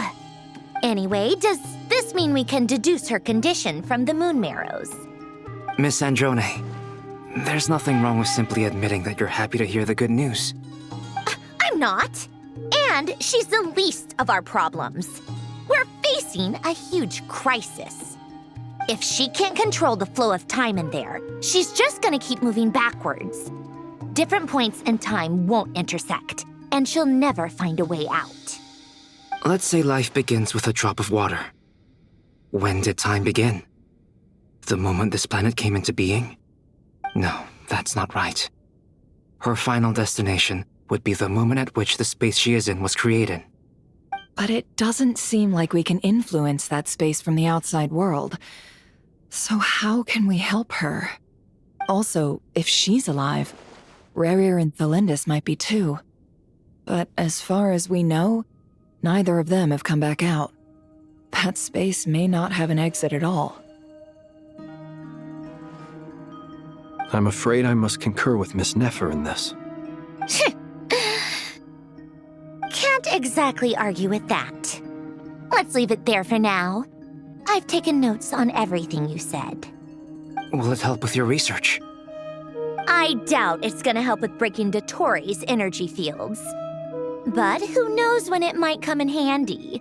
Better to have it all written down than try to remember everything when I need it. All right, I need to get back to my research. Mr. Albedo has made a lot of suggestions that will require my undivided attention. Sure, I'll stay here. I have things to work on.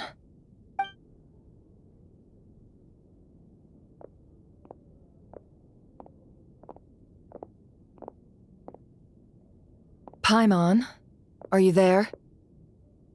Oh, right. She went with Varka to Natlan, didn't she? Good thing we've moved her and the Traveler's luggage in here. Speaking of the Traveler, where could they be? There's a note from Paimon. Paimon here. Not in at the moment, but if anyone needs to borrow her stuff or the Travelers, go ahead and help yourself. Paimon won't be mad. Also, Traveler, if you get back before Paimon, make sure to get some rest. Paimon misses you a lot, but put your health first, all right? How sweet. Well, since you offered, Paimon, don't mind if I do. This is the Traveler and Paimon's luggage. All the items they use day to day are here. It's well organized. I wonder which of them is responsible for that. What do we have here?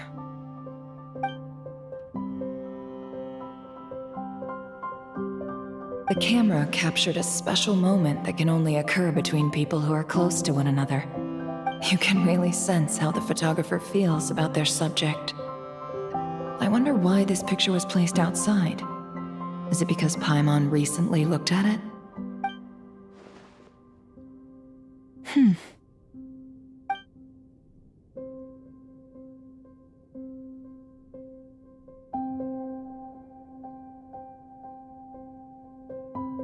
This must belong to the Traveler.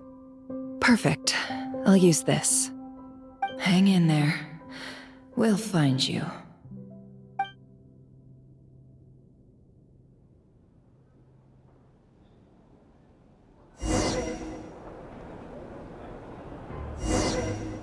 Polonia.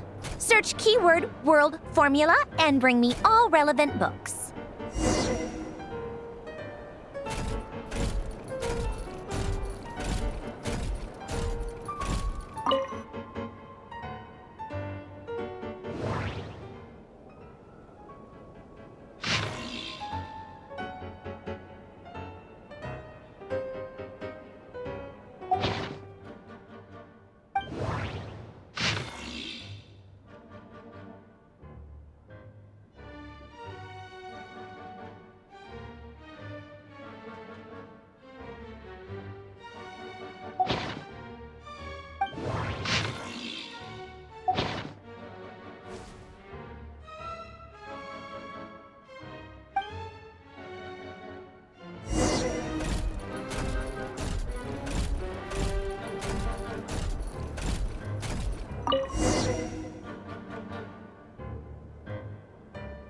Let's see.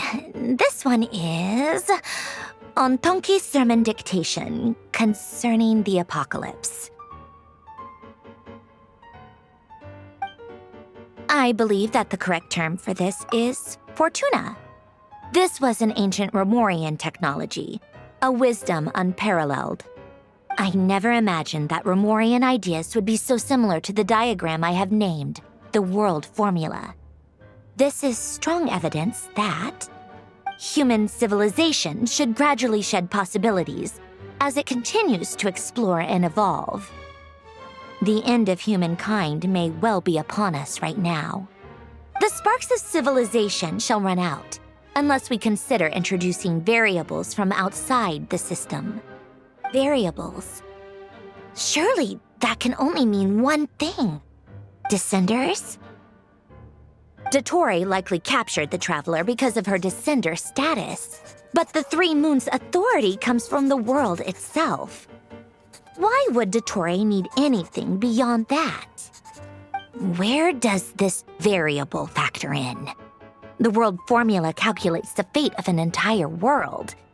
Introducing a variable would therefore give us...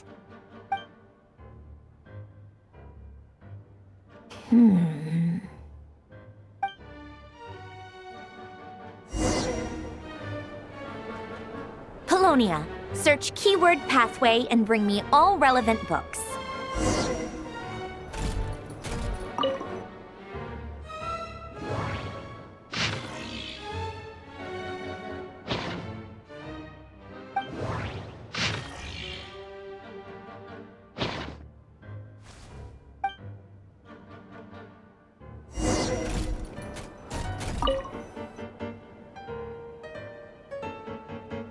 Otonki Sermon Dictation.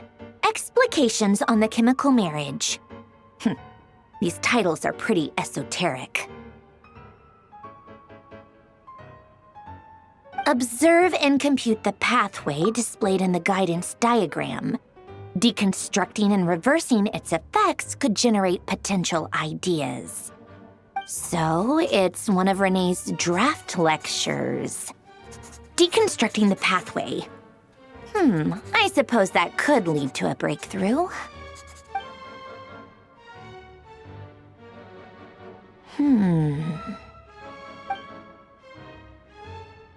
This is so long. This guy sure loves showing off his knowledge.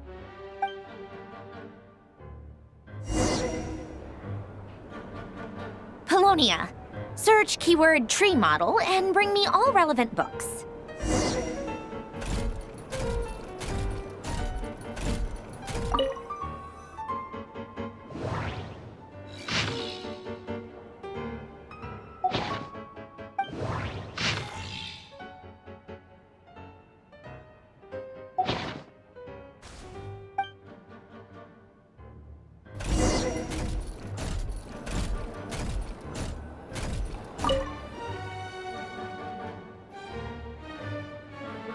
Most of the experimental devices proposed by the Lilia Crucis Ordo are built based on the simple and basic logical structure of a tree model. Lilia Crucis. Guess they were trying to cover up the name of the Nausitzenkreuz Ordo? When Duke St. Germanus departed, he said, "It seems that there's no going back." Alas, he is only a genius when it comes to machines. In all other things, he is but ordinary. Excuse me? I'm sorry. That's just ridiculous. What kind of book is this? Great Detective Herlock, The Alchemist and the Clockwork Saint? Isn't this a novel? Come on. Still, the author swears that they knew Renee well. Whatever. I guess it's not beyond the realms of possibility that Renee would say nonsense like that on occasion. Memory, wishes, souls, and persona. Frankly, this sounds more like occultism, but if Albedo vouches for it, I suppose there must be some alchemical basis to these techniques.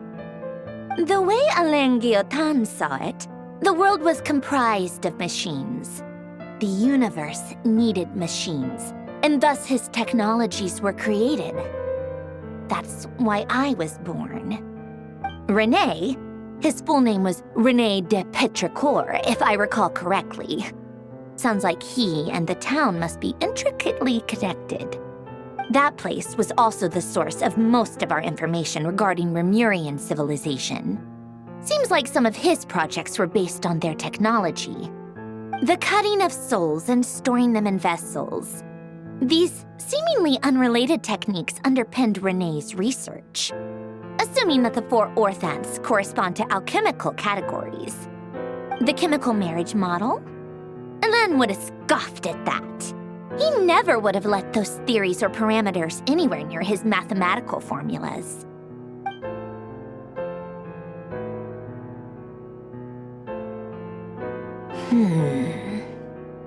What was Alain's view on Renee? I know he mentioned the name, albeit very rarely. Oh, now I remember. Alain's old notes are here too. They mentioned Renee once. Renee seemed most out of sorts when he spoke to me. A lack of sweet foods has dulled his mind, I should think. Either way, his words are not to be believed. Yep, that sounds like Alain.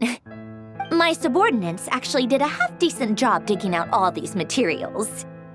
Makes a change. Good for them. Some of Alain's old files are completely consistent with these records. He must have gotten them from the Tower of Gestalt.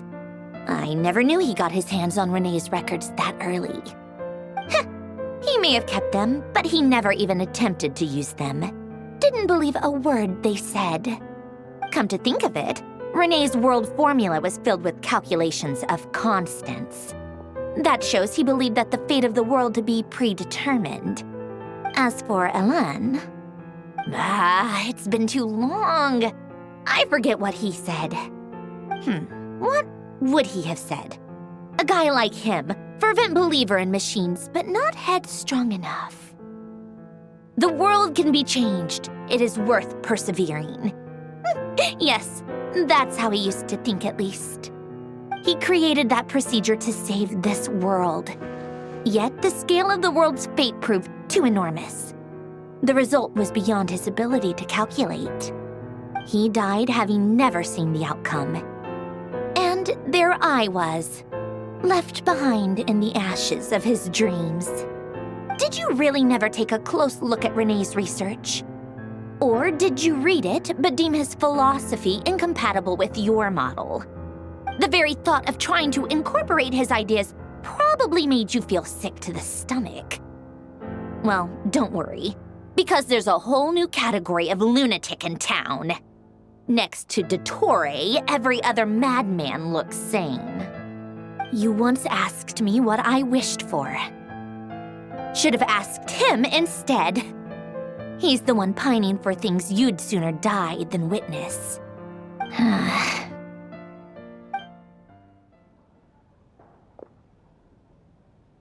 Even the tiniest variable can make big waves in the present. Now then, allow me to put these incompatible fragments together in your stead. First, establish and verify the existence of the Great Circle. Absolute nihil on one end, absolute reality on the other. Now, search between these two extremes. Then, the construction criteria. Variables.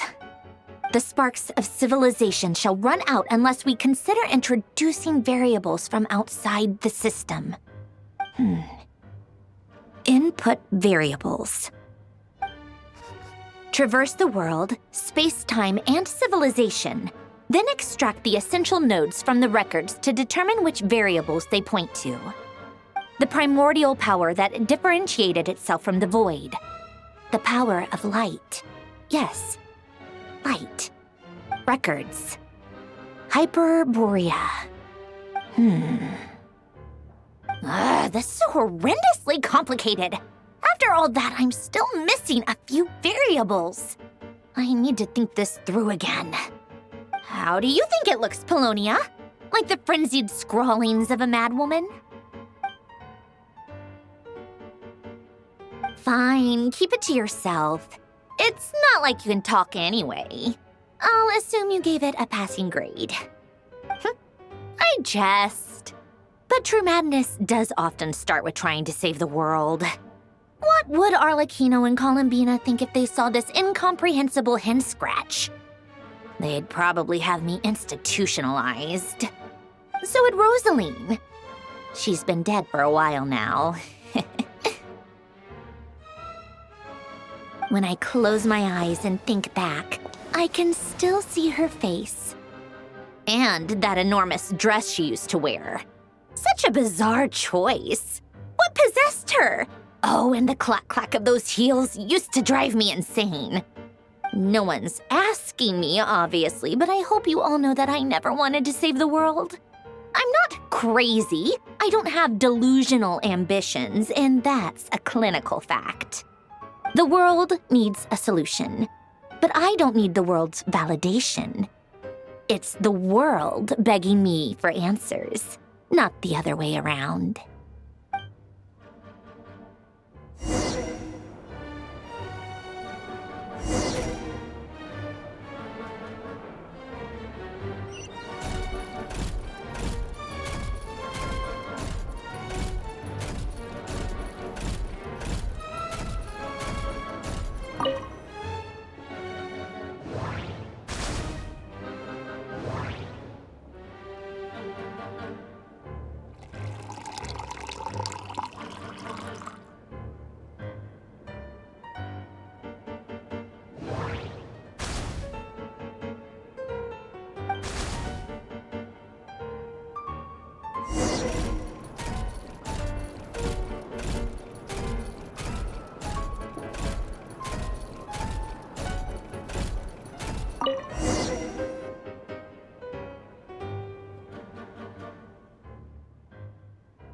Oh, cookies to go with the tea.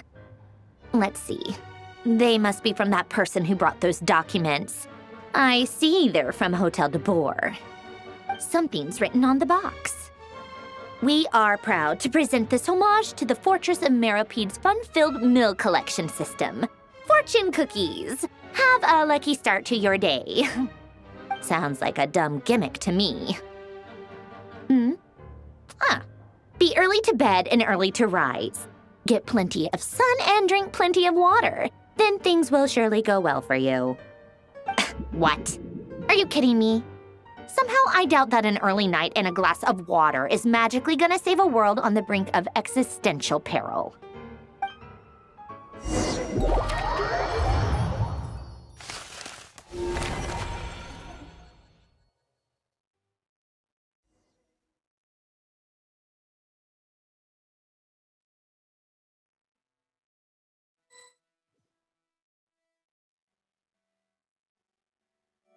Lady Arlecchino, word has reached us that Lady Marionette's troops are all in position. They are ready to act as soon as the order is given.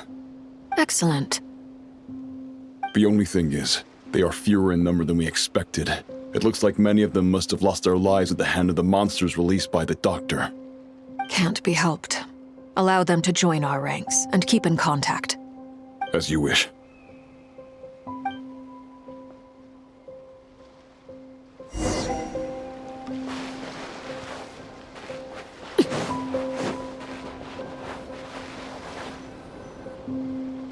It's been a while, Arlecchino. You look well. Did Dottore really have to build his lab right on the sole path between Snezhnaya and Nodkrai? Had to go on a huge detour to stay out of its line of sight. Sounds like an arduous journey. I assume you've brought word from Her Majesty? Of course, all part of the job. Firstly, the Tsaritsa has authorized Fatui Internal Affairs to review Dottore's case. They will reach a formal verdict on whether he has turned traitor and whether he poses a threat to Snezhnaya. While they're working on that, I've been ordered to come and receive the refugees from Nodkrai. They are nearby. My team will escort you to them shortly. Great. Aside from that, Her Majesty has a message for you and Sandrone personally. Huh? Where is Sandrone? She stayed behind to work since I was making the trip anyway. It seemed sensible to have one person on standby at base while the other came out to meet you. All right, guess that's just how she rolls. In that case, tell her that the Tsaritsa's decree this time is pretty awesome sounding. I think she'll like this one. Still, I wonder what... Wait, what's that? Did one of our troops turn into a monster? Take him out.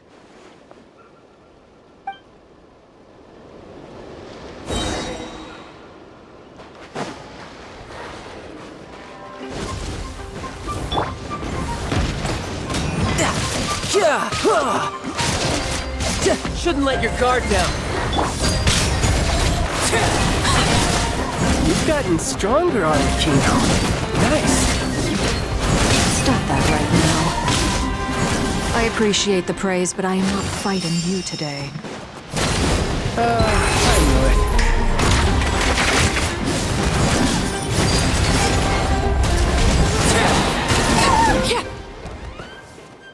can't believe it. He was a living, breathing human one moment, and the next? Another fine piece of work by our dear colleague, I'm afraid. What in the world has been going on in Nodcry? A lot. But long story short, Dottore stole 2 moon marrows that should have belonged to Columbina, then built a 3rd moon marrow of his own to concentrate the Tri-Lunar Authority in his hands. What? What do you mean he built a moon marrow? People build roads and houses, not moon marrows. What's his next DIY project? He's gonna build a god? You could stand to be less surprised. We are harbingers. The work we are engaged in makes the creation of gods seem mundane by comparison. I tell everyone who asks that you once crossed swords with Rex Lapis while serving as a key supporter for Rosaline's plan. But right now, you're acting like a common adventurer. Thanks for speaking up for me. Those 2 really took me for a ride back then. Then again, surely no common adventurer would manage to get tangled up with them the way I did. That's gotta count in my favor, right? It almost sounds like you wish to repeat the experience. I might have to lower my opinion of you. No. I'll stop talking. Please, go on. Dottore is currently still experimenting with his newfound power in ways that continue to corrode the outside world. As for the human mutation, I believe this is simply a consequence of his experiments, and not a strategic move. That radiant beast was once a subordinate of Sandrone's. I suspect he was only allowed to live so that he could become an experimental subject. Also, those of us who fought Dottore have been afflicted with a curse. As such, I cannot leave Nodcry. This is so much worse than I thought. No wonder Her Majesty's decree is so extreme. While these exceptional circumstances persist, the Harbingers are hereby authorized to use unilateral executive powers. Should Dottore pose a threat, Arlecchino and Sandrone are permitted to eliminate him. My thanks to Her Majesty. I will pass these good tidings on to Sandrone. Her Majesty has also declared that she will refrain from launching an attack on the now evacuated Nodcry due to the presence of unretrieved research material. A wise decision. By the way, how's my old partner doing? I'm assuming they're with you? Partner? You mean the Traveler? I'm afraid I have bad news. She was captured after our failed assault on Dottore's lab. Her whereabouts are currently unknown. What? Why? Since when does Dottore have a bone to pick with her? That is indeed the question. I'm not sure he does. He must have some other goal in mind. This won't do. I have to rescue her. You can't. We have no idea where the Traveler is. What am I supposed to do then? Stand here twiddling my thumbs? Sandrone is working on it. The best thing you can do right now is complete your mission. Fine. I guess I'll leave this to you then. One last thing. Tell the Rooster to get the message out to the gods and citizens of every nation in Teyvat. Beware. An uncontrollable pollution is spreading forth from Nodcry. The source of that pollution is a madman drunk on the success of his experiments. The Fatui and our allies will endeavor to contain the threat. However, if Nodcry falls, things are likely to escalate. Considering Dottore is one of our own, all Fatui stationed in Nodcry consider it our duty to stay and fight him to the bitter end. Whatever the cost. Hey, don't be too pessimistic. If it comes to it, I'm sure Her Majesty won't stand by and do nothing. I hope you're right.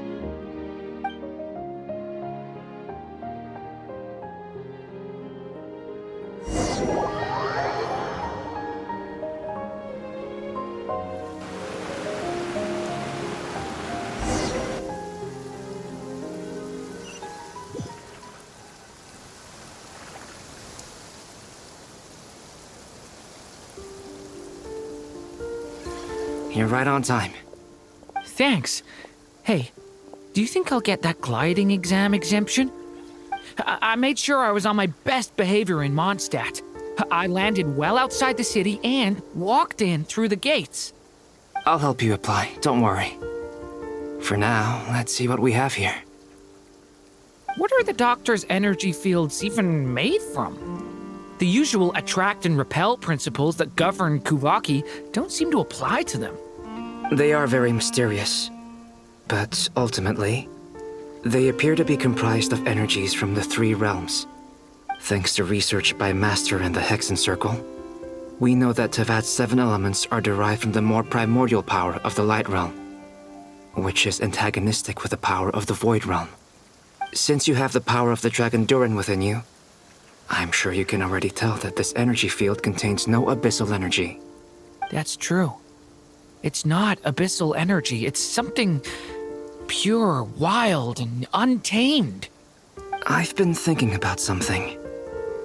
Do you still remember the device that Dory supplied from the Academia when you and Miss Columbina fought Rarier? That was one of the most marvelous feats of ingenuity I've ever seen. The design, the craftsmanship, the material selection. I couldn't fault any of it. Not to mention the operating principles. Surely the most ingenious feature of all. Dory didn't go into detail on how it functions, but I have a working theory. The clue was that Miss Columbina was somehow able to use the pyro energy that you provided, despite the fact that, as a moon goddess, she should only be able to use Light Realm energy in principle. Now, all elemental energy is, of course, derived from Light Realm energy to begin with. Hence, I suspect that the device works by restoring elemental energy to its original state. This presumes a theoretical model of the 7 elements akin to that of light refracted through a prism.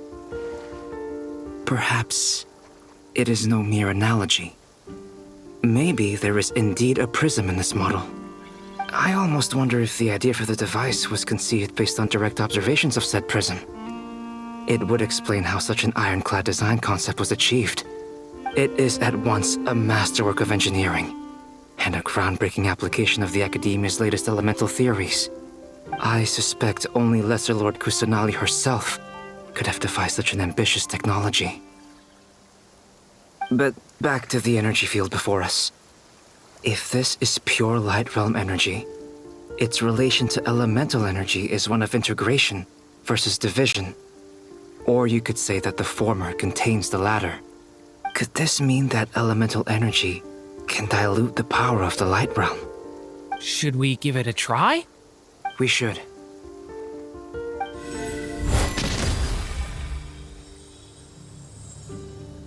Ha! It works!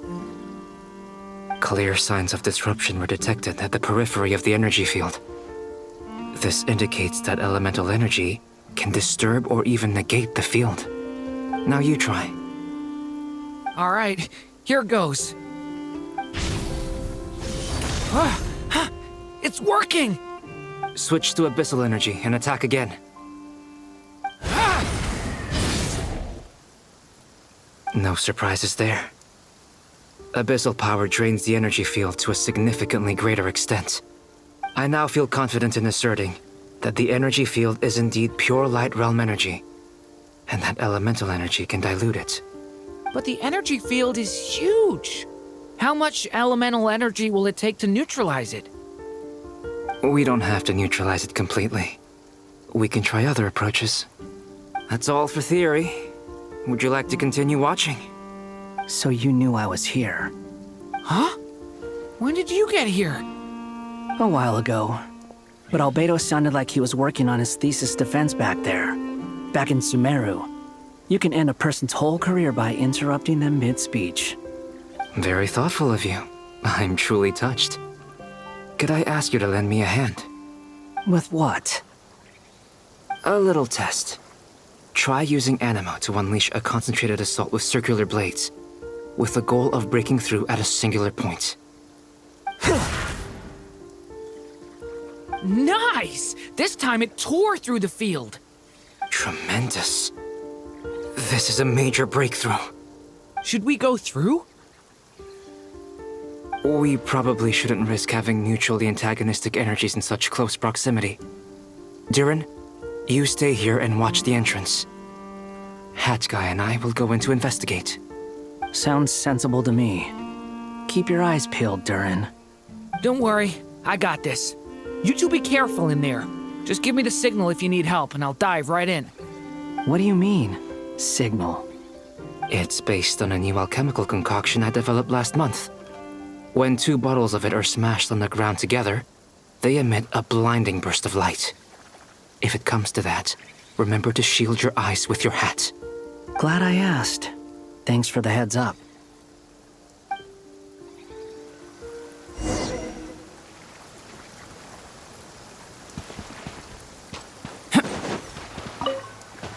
Like I thought. Beyond a certain distance, we can't see the opening where we came in. Maybe that's to prevent people from escaping. Sounds like Dottore style to me. Not much has changed. Things are basically the same here as they were before the energy field appeared.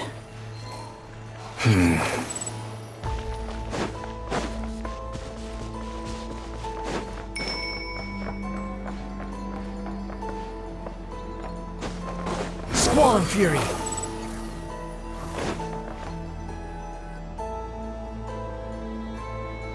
They have no heartbeats and they're not breathing.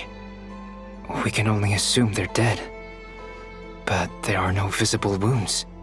Also, there's an animal squatting next to each body. It's watching us. That's not an animal's gaze. What are you trying to tell us? Doesn't seem eager to talk. I guess maybe it's just an animal after all. Let's keep looking around.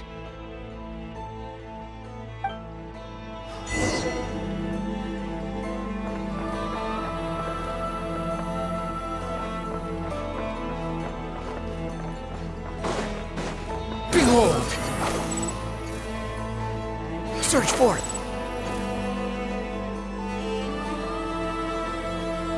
Same situation everywhere. Not a living soul in sight. Just countless bodies with animals standing watch over them. Well, I think we can safely rule out the possibility that they're all pets. Is skirting around the topic your way of showing consideration for other people's feelings? Just being cautious. I don't doubt that you can handle the truth.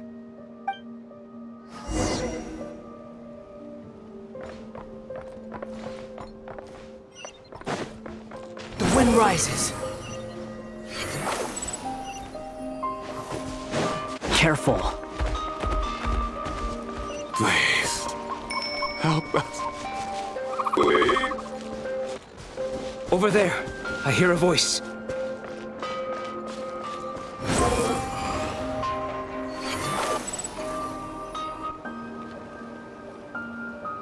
Please, help us. Please. What happened here? I don't know. Suddenly, everyone collapsed. Then my line of sight got lower. I still have some of my senses left. I gotta get out of here.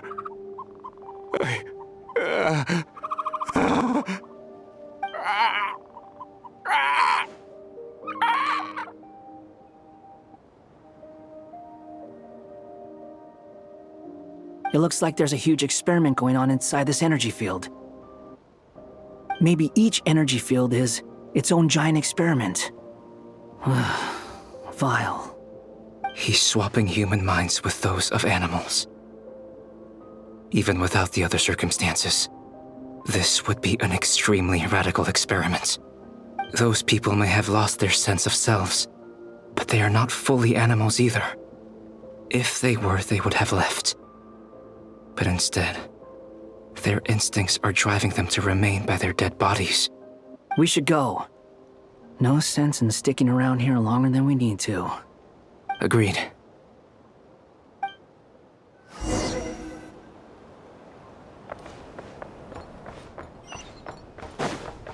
Squall and Fury!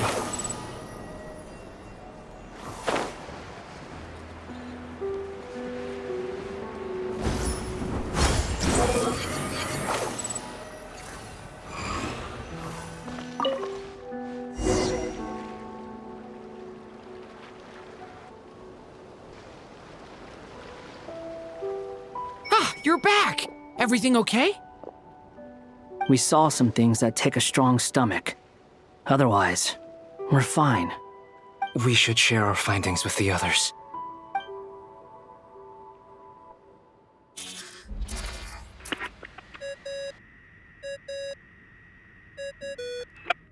Yes?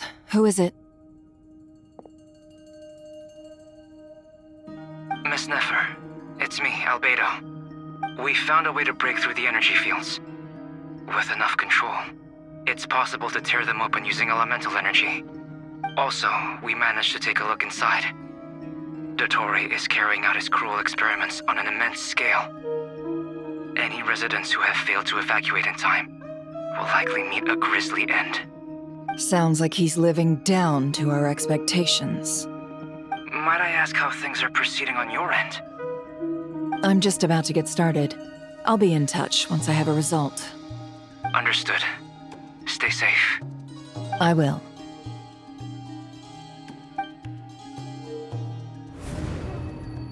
Well, Nefer, I'll link up with you once my tasks are complete. What makes you think I'd need you to do that? I'll need it. And considering the way you approach certain matters, I think you'll be better off with me present.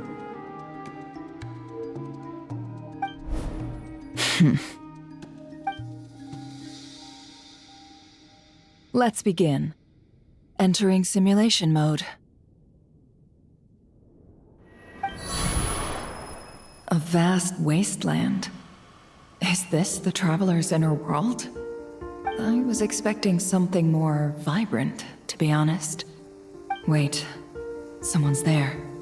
What are you looking at? In that case, I'll look at it with you. I want to know all about everything you've seen and experienced.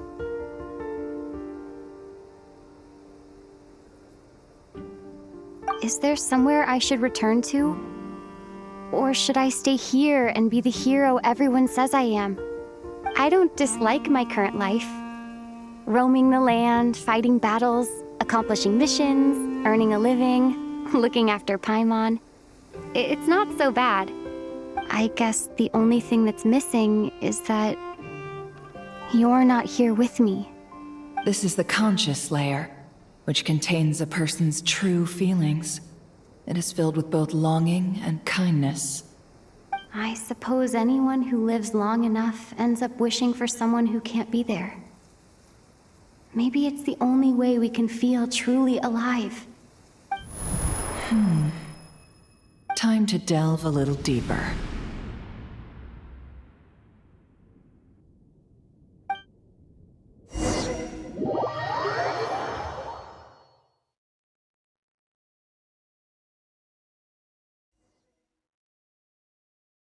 Nasha Town is hardly the optimal choice for a place to live, but it has character and a reasonable population density. What are you trying to say? Oh, don't be nervous. I was just thinking where might make a good starting point for your journey. Perhaps I should send you further afield. Conria, perhaps. Conria ceased to exist long ago.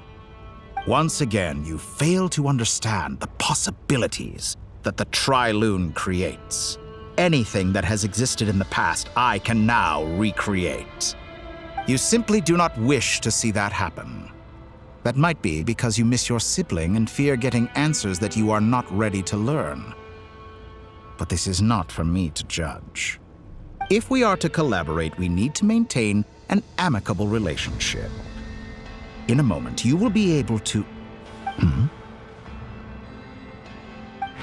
Oh no. What are you...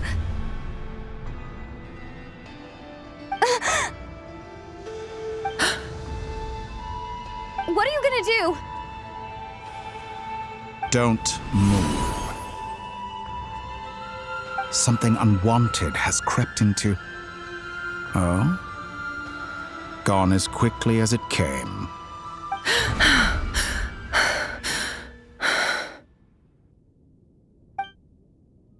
Did you save me? If I hadn't cut the connection, Dottore might have caught you from the other side and destroyed you. This was a good idea, but once is plenty. You were exceptionally brave. Excellent work. Thanks, but now's not the time for that.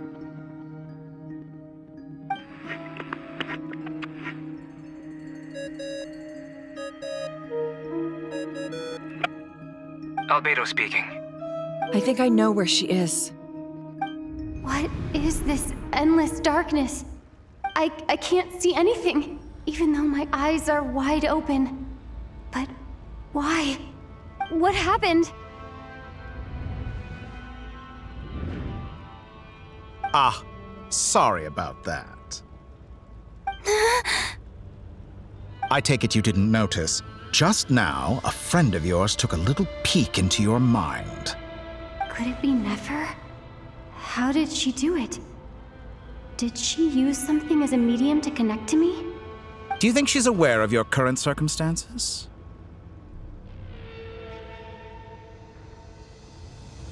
Oh dear. Have I stunned you into silence?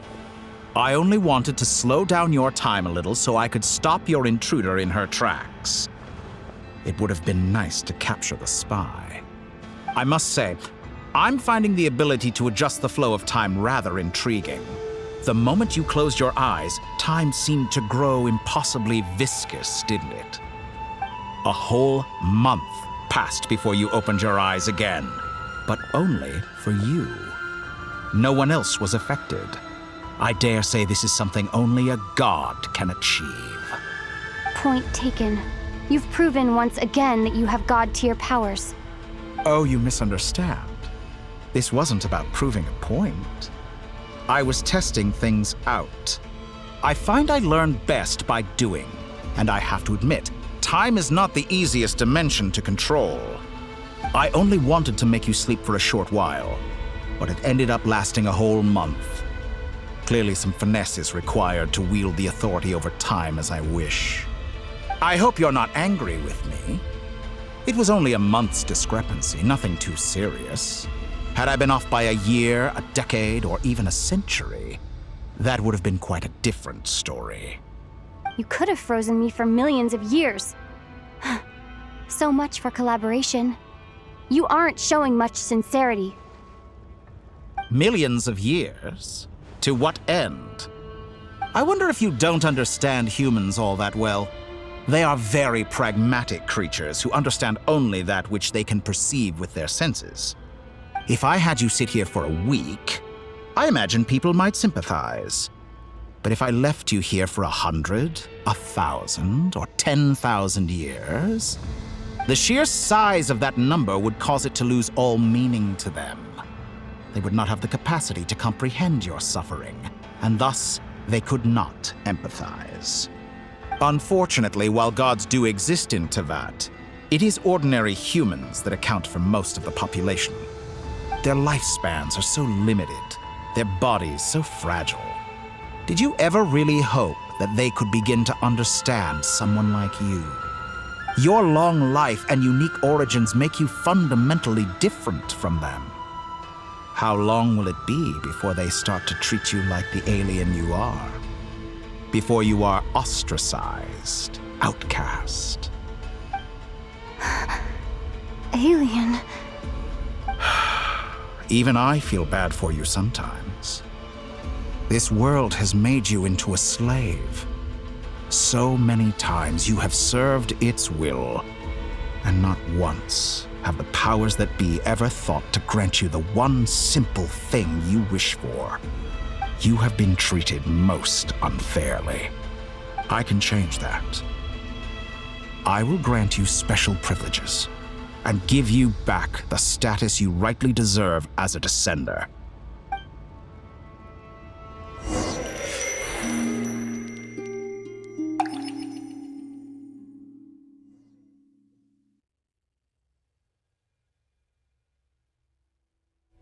I've entered the past 3 times at this point, but I still have so many questions. For instance, beyond each point being further back in time than the last, what determines the specific locations at which I can make entry? So far, The common thread linking all three scenarios is that the Traveler has been present. But it's more than that. I know I sensed something familiar around her. What was it? I'll keep this question in mind as I carry on.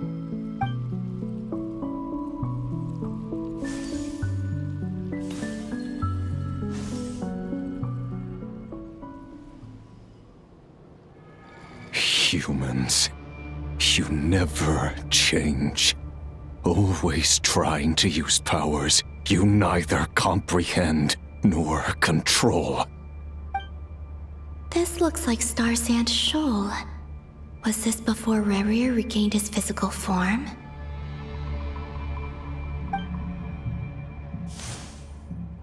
You've messed with the cannon again, huh? Sorry, but this round's not gonna go your way. The cannon. That's right. I was at Silvermoon Hall and I sensed an abnormal Kuvaki fluctuation coming from Nasha Town. And right after that, came an ominous power emanating from Star Sand Shoal. My body was once torn into countless pieces and hurled into the swirling chaos of time itself. But even so, my life and will were not extinguished. I wonder if I could try to prevent his resurrection. But how would I do it? What can I do, here and now? Traveler! Behind you! Look at that light!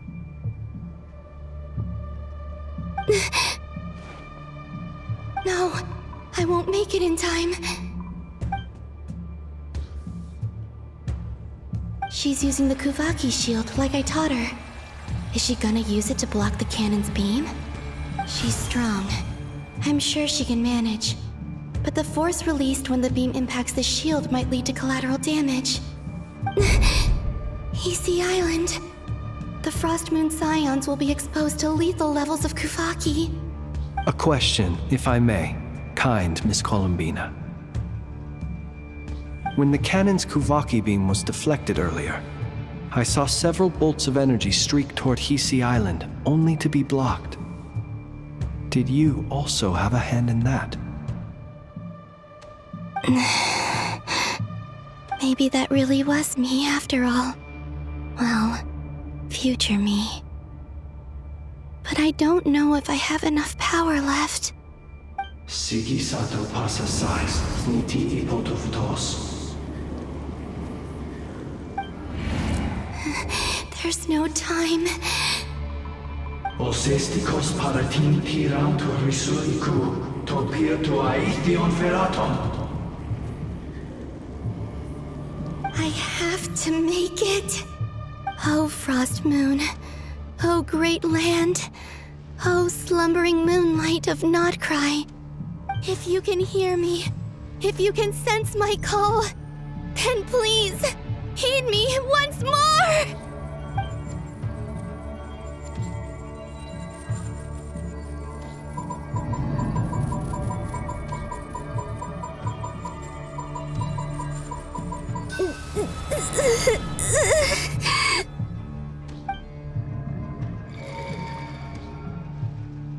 Did it work?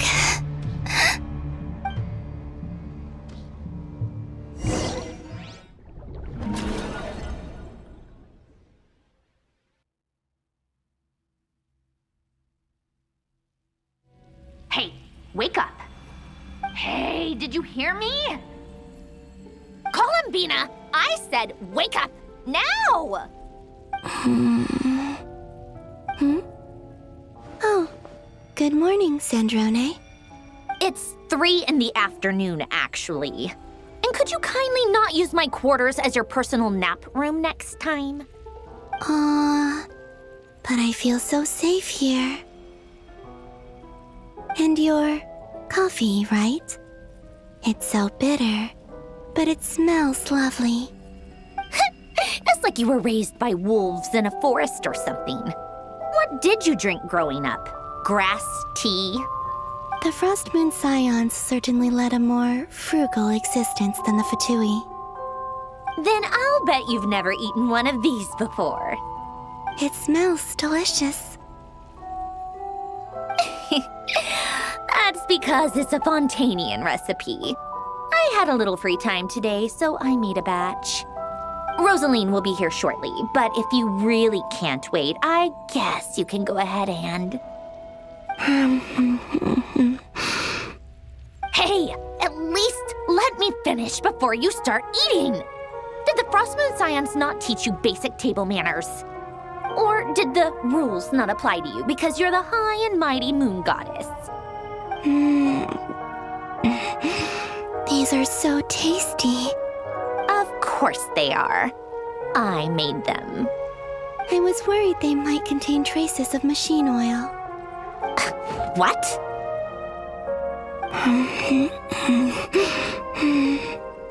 You know, there's something I've always wanted to ask you. Why did you leave your old home and join the Fatui? I mean, I'm sure their food was awful, but there's gotta be more to it than that. Well, life there didn't go quite how I imagined. What were you expecting? You're a god. Your followers are gonna make some demands of you, right? Surely you can just answer a few prayers here and there in return for the free food and drink. How bad can it be? Well, would you help other people just for free food and drink? The doctor told me that you were created by a great mechanic, Lord something Fisher. The Lord Artificer. Ugh, some people can't keep their mouths shut. Oh, Lord Artificer. And didn't he have something to do with the, narcissist? Narcissenkreuz Ordo. Yes, that was it. Narcissenkreuz Ordo. So, would you try to fulfill their wishes? You must be joking. I wouldn't go even if they paid me. I don't even know them. Exactly. Well, I felt the same way. I did not know the people who made demands of me. What do you know? We're on the same page for once. In his later years, Alan did ask me if there was anything I wanted to do. If I had any wishes of my own. Well, I don't. And I'm not in any mood to fulfill someone else's either. Who's Alain? He was the... You know what? Never mind. You're not gonna remember. Anyway, the point I'm trying to make is, neither of us is the self-sacrificing type. Let me ask you this. What sort of place would you like to live in, if you could choose? A place where people don't ask me for things I cannot give them. Where they don't worship me, or fear me, but just want to chat with me like a normal person. I'd also like the freedom to come and go as I please. And ideally, it would be somewhere with the smell of coffee and snacks. Not to burst your bubble, but no such place exists in the world. Now, take your snacks and scram.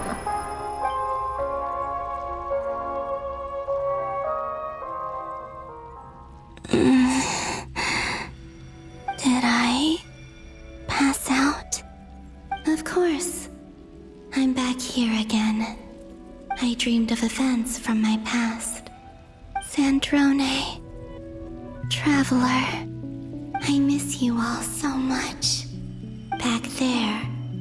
I guess I managed to harness all the Kuvaki energy on Hisi Island. But how did I do it? Time is flowing backwards here, and I can use that familiar power to enter the world of the past. That mystery ally everyone talked about. It was me all along. I can sense that there isn't much more power remaining up ahead. What lies at the end of all of this? Will time keep flowing into the past? And will I ever find my way back?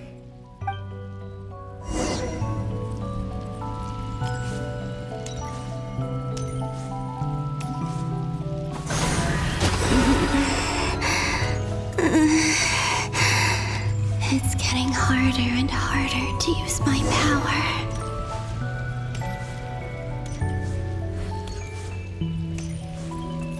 I'm no match for the Abyss in this state. I need to avoid the contaminated fragments.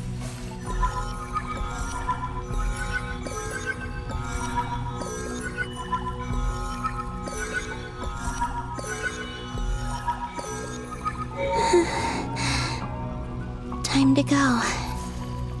I wonder where I'll find myself this time.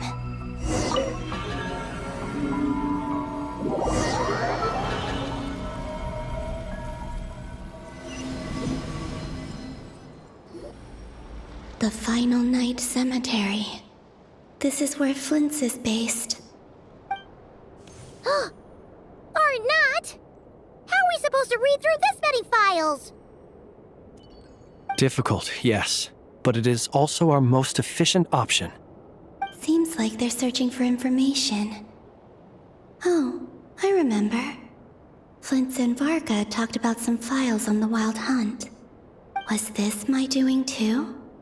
To expose the true intentions of this Rerir, we need to dive into Notcry's history.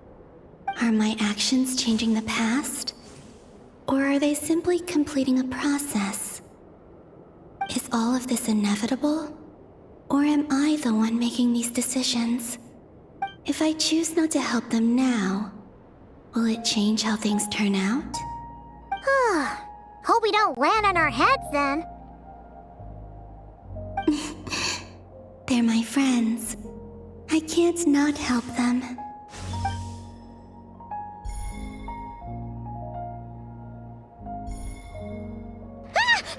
Ghost! And the other one was... here. Hey! Another file's moving!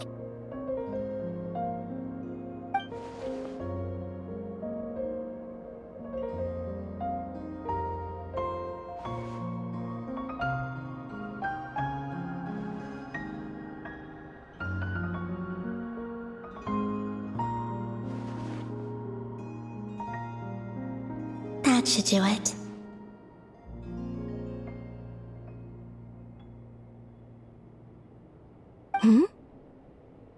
Luanatar? You can sense my presence? Wait!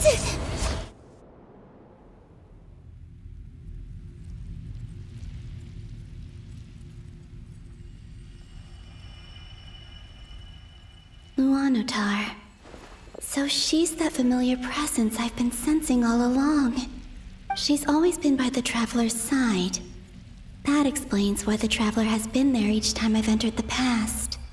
But why Luanatar? Is it because she has a connection to me as the Moon Goddess's familiar? If so, why not any other Kuhenki? That's...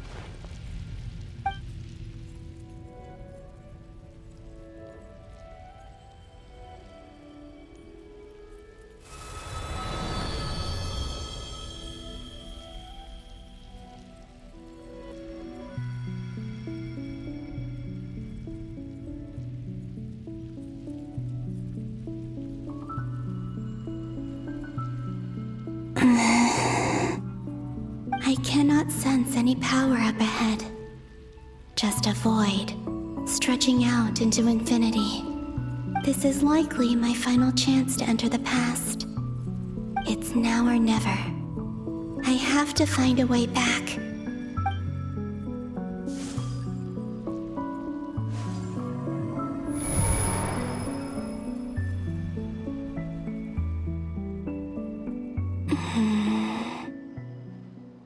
Easy Island?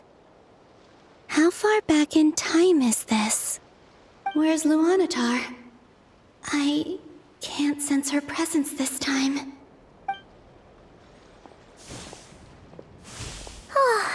Seeing Anafa and Aino reunited like that sure was heartwarming. Traveler, Paimon. No, stay calm. I don't have much power left to change things. I don't even have that much time left here. Think, Columbina. How do I find a way back? A way back... to where? Do I go back to Moon Prayer Night? Or to the future that followed? And if I return in my current state, what will become of me then? Dottoro's actions that day proved that he'd been planning that for a long time. He had already seized the power of 2 moon marrows before capturing me. Even if I managed to get back, how can I fight against him when he wields the Tri-Lune authority? I can't. If I go back like this, I'll be playing right into his hands. I have to find some way of rivaling the power he has usurped. Wait. Time flowing backwards. The Tri-Lune authority. Does that mean... I think I know what the final destination of this lunar reflection might be. I know what I must do. Speaking of homes, we must already be close to where the Frost Moon Scions live. The vibe here feels different, just like the scenery. But how do I communicate my plan to my friends? Should I write it down here? No, someone else will see it. I need something with a close connection to me. Something I can use as a medium to tell them what's happened to me in here.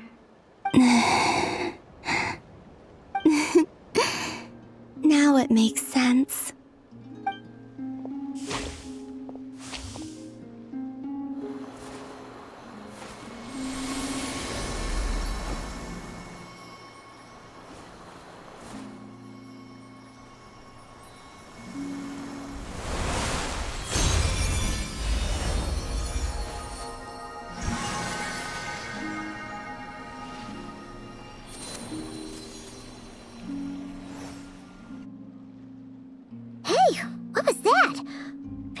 Some sort of breeze blew by, and then the petals suddenly turned into... Huh? It was I who brought Luanatar into being. I gave up a piece of my own soul to create her. That's why I could sense a familiar power from the moment I entered this space. It also explains why she's been present in every past location that I've entered. Because we have a deep connection. Hey there! What's your name? And the reason why there are no more gates to the past after this point is that Luanatar hadn't been born then. No wonder I sensed the trace of a blessing when we first met. But I still didn't recognize the soul hidden within you. Back then, I was just a little lost dove. I had yet to become Columbina Hyposelenia. Go on now. We've got stuff to do. Best you find someone else to hang out with. Hey, you scared it off. I'll be counting on you. Remember to stay by the traveler's side, guide her, and help her in my stead. Oh, and bring her to the garden where the moon prayer blossoms grow. There's a little lost dove there who will need her help.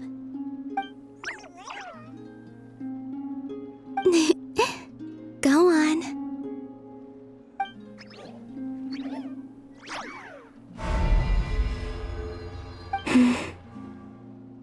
You too. Go and live your story. As for mine must go in a different direction.